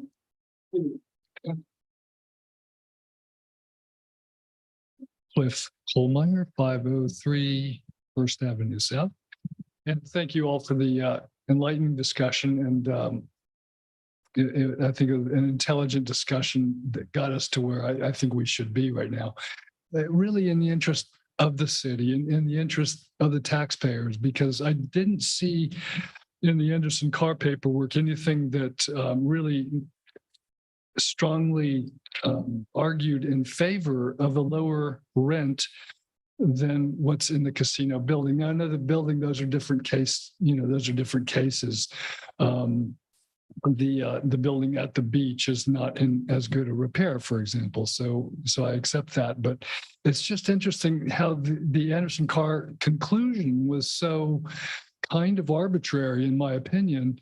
It came out with the average for the retailers at the beach. Okay, there's Mamma Mia's, Kilwin's T-shirt company, and what was Viva La Playa back in August, right? The average rent there being $42 per square foot. And they say here, and quote, the average rent for those comps is $42 a square foot on that basis, which is higher than what the subject property would be expected to achieve. I was flabbergasted when I read that. I thought, well, gosh, if you're on the beach or at the end of the pier, why couldn't you be expected to achieve more than $42 a square foot? It just didn't make sense. The report was full of, a lot of good analysis for each of those properties, but the conclusion didn't make sense to me. And I think that any argument for a lower rate of rent than those other properties has to be substantiated in some way. I agree with Commissioner Maliga that the entire financial picture has to be considered, and that just wasn't in the report. Thank you. That's time. Okay, thank you. Thank you. Mrs. Colmeyer. It really does. Mrs. Colmeyer, and then Peggy.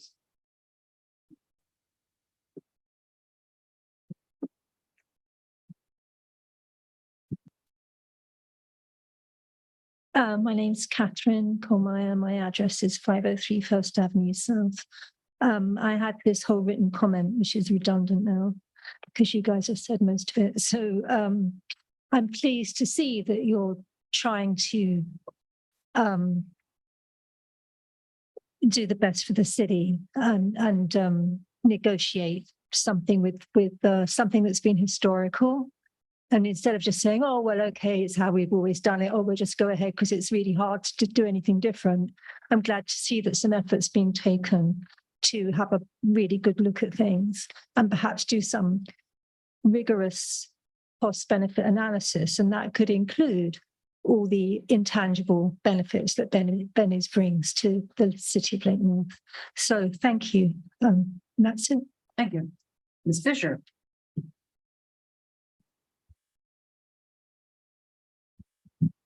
Peggy Fisher, 508 North 8th Street. I think it's very unfortunate that Mr. Lipton and his attorney, or whoever he would want to be here, is not here while all this discussion is being done. He certainly deserves that consideration. He had the opportunity to be here. He was more than. Well, I understand, but I don't think he thought that as much discussion and angst as was expressed was coming out. I do know that I sat in this room and listened to Anderson Carr negotiate and get agreement from the commission at the time for all the leases at the beach. And Commissioner McBoy was sitting there and approving and voting yes on everything.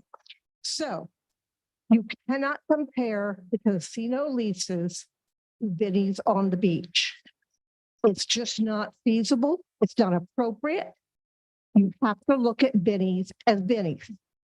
Plus, how many years have we been talking about in this city that Benny's roof needs to be replaced? And it hasn't been done.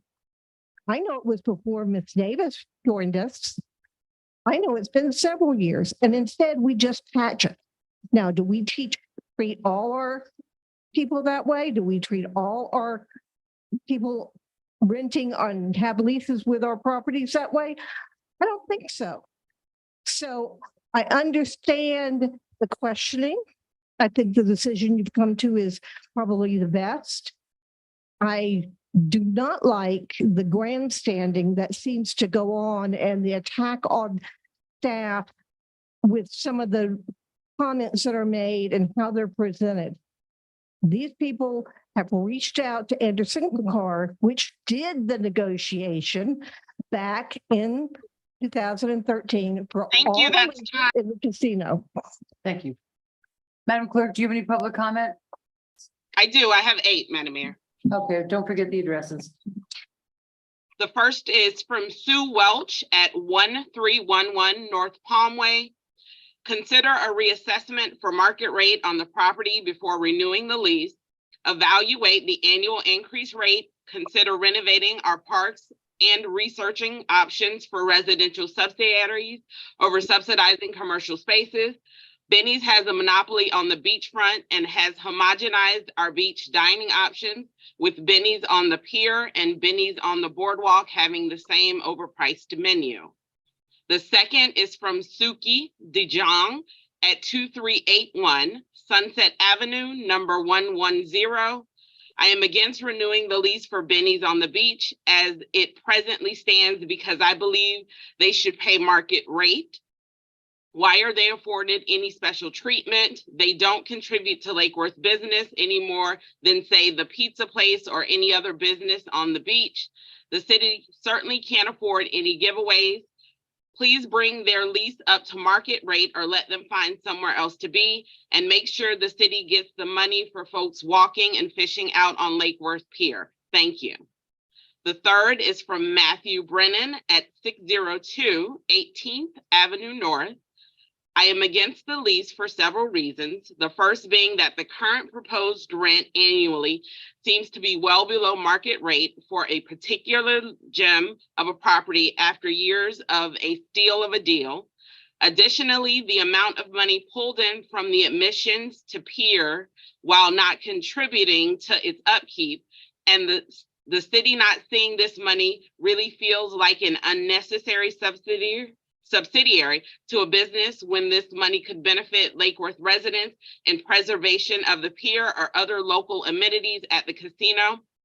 Between 2 locations at the casino and taking in cash from pier admissions and getting a below market lease on the location truly feels preposterous when this lease offering is so low. I truly enjoy visiting Benny's locations and do so frequently, but Lake Worth giving further below market gifts to a business that is thriving from previous deals is unacceptable. Thank you. The fourth is from Anthony Gallegos at 429 North D Street. I am against the lease as it is currently written. It seems to me that Benny's has been receiving preferential treatment from the city for years, and so I feel that the lease ought to be renegotiated where Benny's pays rent that is fair market rate. The city should also consider including revenue sharing of some sort in the new lease. The fifth is from Daniel Morgan at 331 South J Street, Apartment 4. Good evening, Madam Mayor and honorable commissioners. I am submitting my comments in support of a lease that adequately reflects the value of doing business in Lake Worth Beach. The city has invested millions of dollars to make the city more attractive to businesses and tourists alike. The lease with Benny should reflect these investments. Anyone would be lucky to do business at the pier. Let's not sell ourselves short. Let's get a fair return and continue to invest in the city we all love. The sixth is from Nick Pauley, 429 North D Street. I apologize for the name. The city of Lake Worth is subsidizing Benny's on the beach in 2 ways: extremely low rent and also giving them all proceeds from our municipal pier. And judging by the upkeep of the pier, they don't appear to be holding up to their end of the public-private partnership. There are sections you can literally lift up, leaving a trapdoor down to the Atlantic. Surely with the combination of Benny's high prices and the much heralded influx of wealth to the county, it's time to taper off this publicly funded welfare to a private individual. And before the inevitable usage of workers/jobs as a shield against criticism, it's worth considering how much of the public subsidiary Benny's gets from the city is going to them versus the owner. Memberships to Mar-a-Lago aren't cheap, but many of us have had to take a haircut in this economy. The seventh is from Sam Goodstein at 717 Avenue S, Lot E4. Commissioners, City Manager, Mr. Ruiz responded with alacrity to my email about the Benny's lease, and I thank him for that. Number one, the 2% increase he calls an escalator is an inflation adjustment, and the 10-year break-even inflation rate was 2.36% in February of 2023, according to the United States Federal Reserve. Number two, I am especially grateful that he pinpointed a policy question for the City Commission to consider. Shall the city in future commercial leases consider including a percentage of gross revenue as recommended in the Anderson Carr report? The development of the subject leases should include a clause minimum rent is set at a percentage of gross sales ranging from 5 to 6%. Based on the percentage of gross sales, we have found that the market typically rents restaurant space based on a minimum rental at around 6% of gross sales. This is prevalent on municipal leases. Number three, with respect to Benny's shouldering the property tax, and as a business owner in the city who has seen annual property tax rise greatly, I say hard cheese. That's literally a cost of doing business, and based on the menu prices, Benny's might already be factoring it into their cost. Follow good business practices. We are not, as a city, here to provide bargains, but square deals. John G's left and the beach complex did fine. They were not a good partner. I'm glad if the city has found one in Benny's, but the beach is what attracts people. That bears repeating. The beach is what attracts people. Respectfully, Sam Goodstein. Number 8 is Penny Darling at 1701 North D Street. Good evening, commissioners. While Benny's on the Beach is an asset to our city beach, it is a very successful business and should be paying a fair market rate for their rent. Thank you. And the last is Kara Jennings at 822 North C Street. Good evening. Please renegotiate this lease. Why doesn't Benny's pay the same or more per square foot as the casino tenants? They have the most valuable property in the entire city and pay a lower cost. They should be paying more per square foot, and the city should receive a percentage of the profits as outlined in city documents. If you want to give them such a deal, then mandate they pay all staff, including servers, a living wage plus tips. That is all I have, Madam Mayor. Thank you. Yeah, he does. Okay, so we have a motion and a second. All in favor? Aye. Any opposed? Passes unanimously. Last but not least, It's the fun stuff. what? The fun stuff. Oh. Thank you. Thank you, Juan. Good night. Sleep in the parking lot. Yeah, really. Do we have an agenda meeting tomorrow morning? We do have. Okay. I can't remember when they are. It's something. Right, that's what I thought. Okay, all right, I just have to put that in. I don't want to miss it. Okay, so last but not least, this is the CDBG grant application. Mr. Jerry, would you please address? Madam Mayor, members of the commission, I'm Jerry Kelly, grants analyst. The Community Development Block Grant Program, or CDBG, resulted from the Housing and Community Development Act.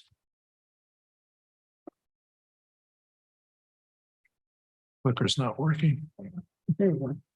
Of 1974 and was enacted in 1975. The oversight was assigned to the U.S. Department of Housing and Urban Development, otherwise known as HUD. The purpose of the CDBG program is to provide communities with the resources to address unique community development needs. And this has been considered to be the longest running and most successful program that HUD operates. HUD awards grants based on a dual formula and makes such allocations to entitlement communities to carry out a wide range of community development needs, activities directed toward revitalizing neighborhoods, economic development, providing improved community facilities and services. Direct recipients of CDBG funds include entitlement communities, which are states, urban counties with a population of 200,000 or more, and municipalities with a population of 50,000 or more. Palm Beach County is an eligible entitlement urban county for the receipt of CDBG funding. The Palm Beach County entitlement jurisdiction serves unincorporated areas of the county and non-entitlement municipalities located within the county. Those are the municipalities with populations under the 50,000 persons threshold, including the city of Lake Worth Beach. The city of Lake Worth Beach has entered into an interlocal cooperation agreement with Palm Beach County for participation in its urban county program through September 30th, 2024. These agreements are renewable every 3 years. The city of Lake Worth Beach, by taking this action, is eligible for the receipt of its portion of the formula allocation of CDBG funds the county receives from HUD. Next. In accordance with the interlocal cooperation agreement, the city must use its allocation of CDBG funds for certain eligible activities prescribed by HUD that are eligible according to CDBG regulations. These eligible uses for the county's subrecipients include the following: eligible infrastructure and public facility improvements that include roadway and sidewalk improvements, parks and recreational facilities, community centers and public facilities, and code enforcement serving an existing CDBG target area. The county's CDBG program does not permit the city to use these funds to conduct public services and planning and administrative activities that are otherwise eligible under the CDBG program. In addition, the county conducts its own countywide housing and economic development programs with CDBG and other funding.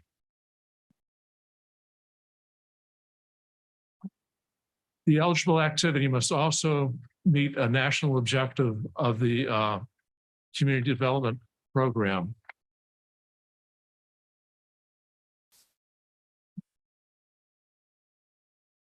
These national objectives are set forth at 24 Code of Federal Regulations at 570.208A. It is estimated that this year, the CDBG allocation will be $306,691. We're to use this amount because it's the current funding that the city is receiving from the county. And HUD will advise us at a later date of the actual amount.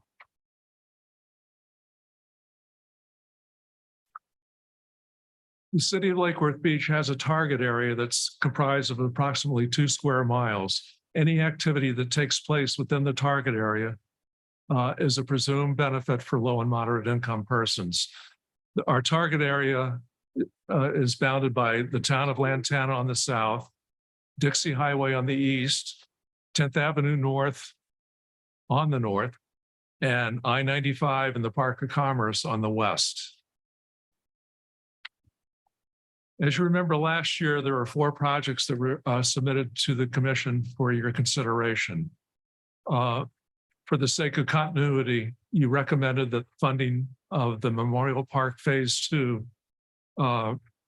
be submitted as the city's application. That left 3 projects which are still under consideration.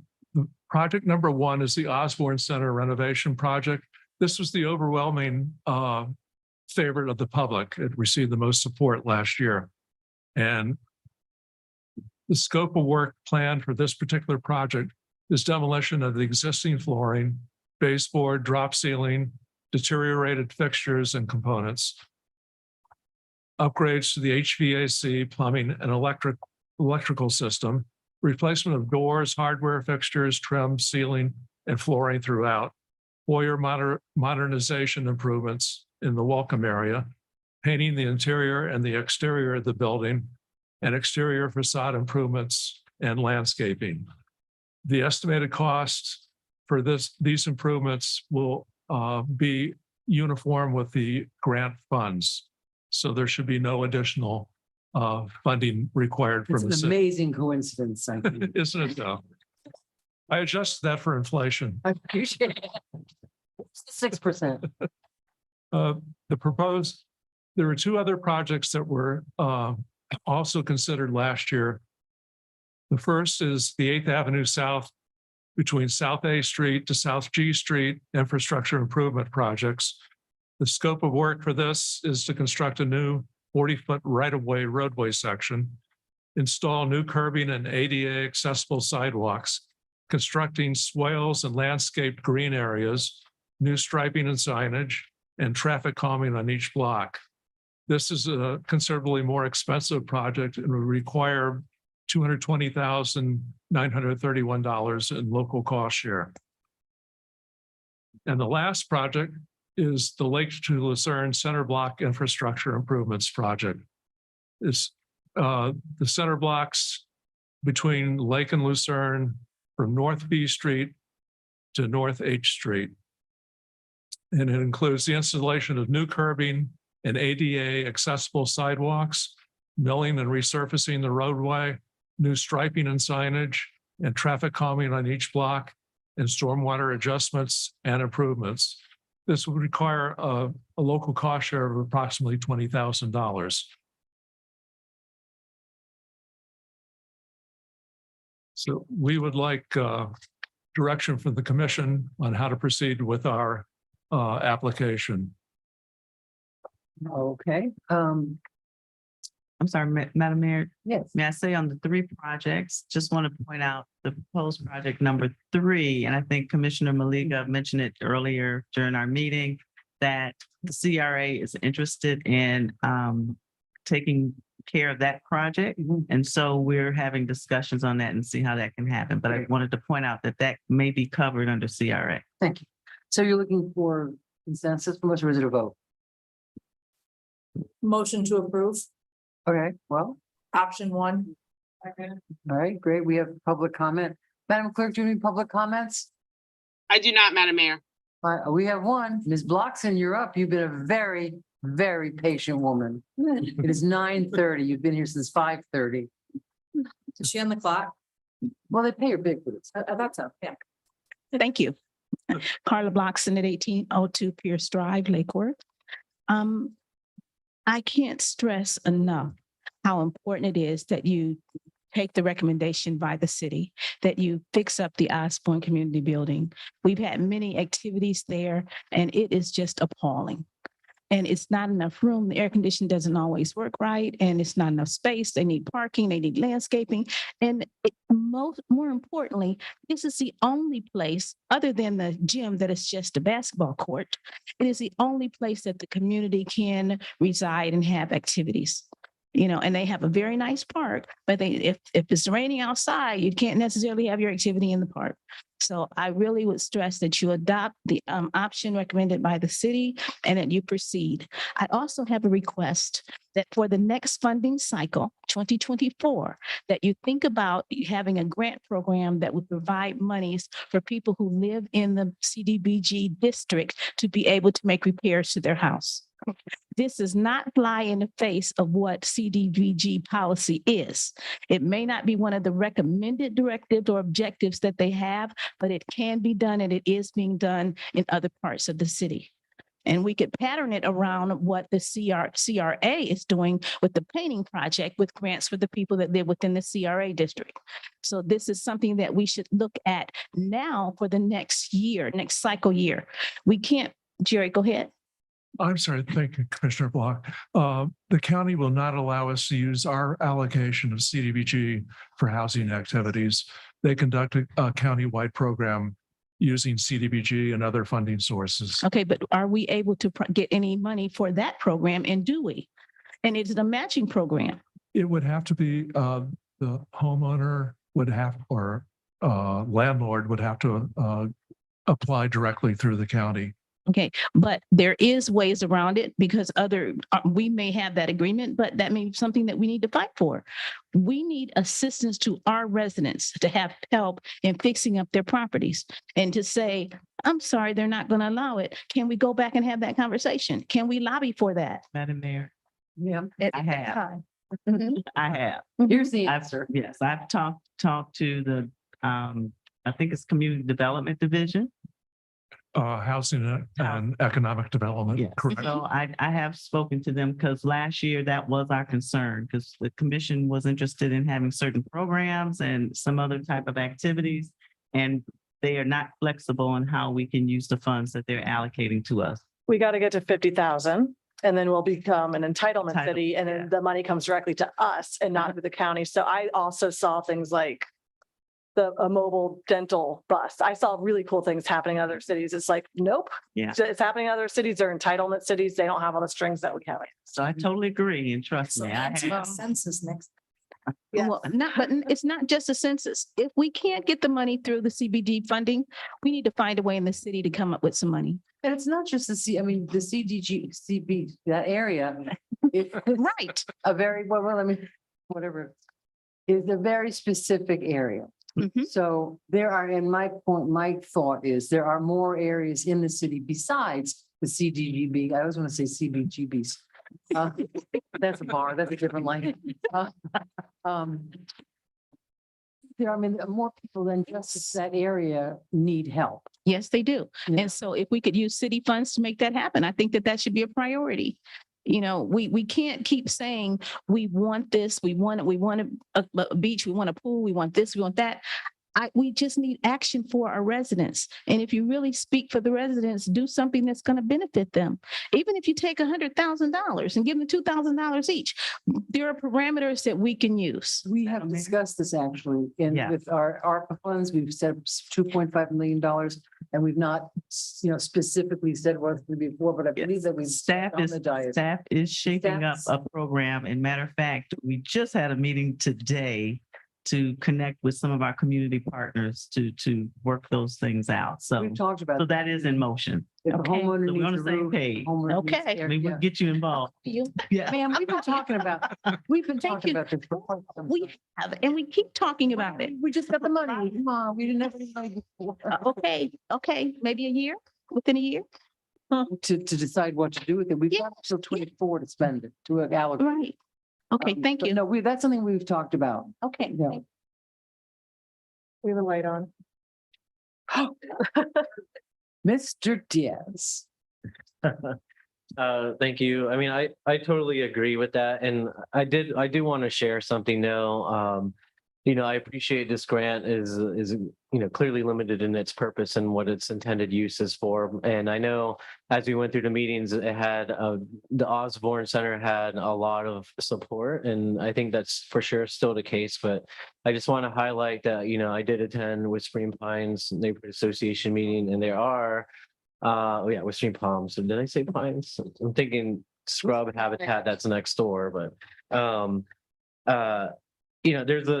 there is a substantial amount of that community, including a former commissioner, who feels that they could have been, communicated more with what this grant is going to be used on specifically.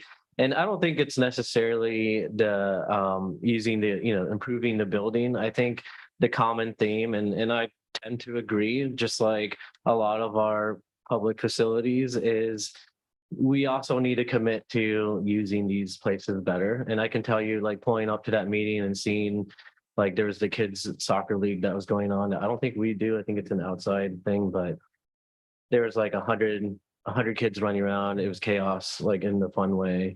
Outside, you mean? Yeah, the soccer field is next Yes, door. Team Soccer, we actually do partner with them. and Yeah. They move around the entire city. And, seeing good use like that, appropriate use is always incredible. And I think if we're going to, commit these grant funds to approving the Osborne Community Center, I think we should also talk about in the near future, improving the programs and activities and increasing the available, the things that are provided there, whether it's through our budget process or whatnot. And that also includes something that we've discussed previously in other public use facilities, which is that sometimes the fees can be a limitation to locals using these places. And that was a huge complaint that I got, was people want to hold, for example, if somebody wants to hold a baby shower or something at the Osborne Community Center, and the fees that come up are unaffordable for people who live, immediately adjacent to the facility. So that's it. I mean, it's interesting to note that the Osborne Community Center is the only community center in the city. I mean, it's the only area that has a community center. So it would be nice to see a more general use of it. So that's, I don't know what the fees are, but if they're anything like the library room, they're pretty cheap. It's minimal. Yeah. So thank you very much. So we have a motion and a second. I think Malega did the motion and Kim did the second one. Got that one right. All in favor? Aye. Aye, all opposed? Thank you. City Attorney, do you have a report? No report. Well, that's convenient. Do I have a motion? Motion to adjourn. All, second. See you all at 9 Favor. See you all at 9 a.m. I'm sorry, who was the second for the adjournment? Commissioner, Vice Mayor Boyd. We vote? Whatever his name. What did you want?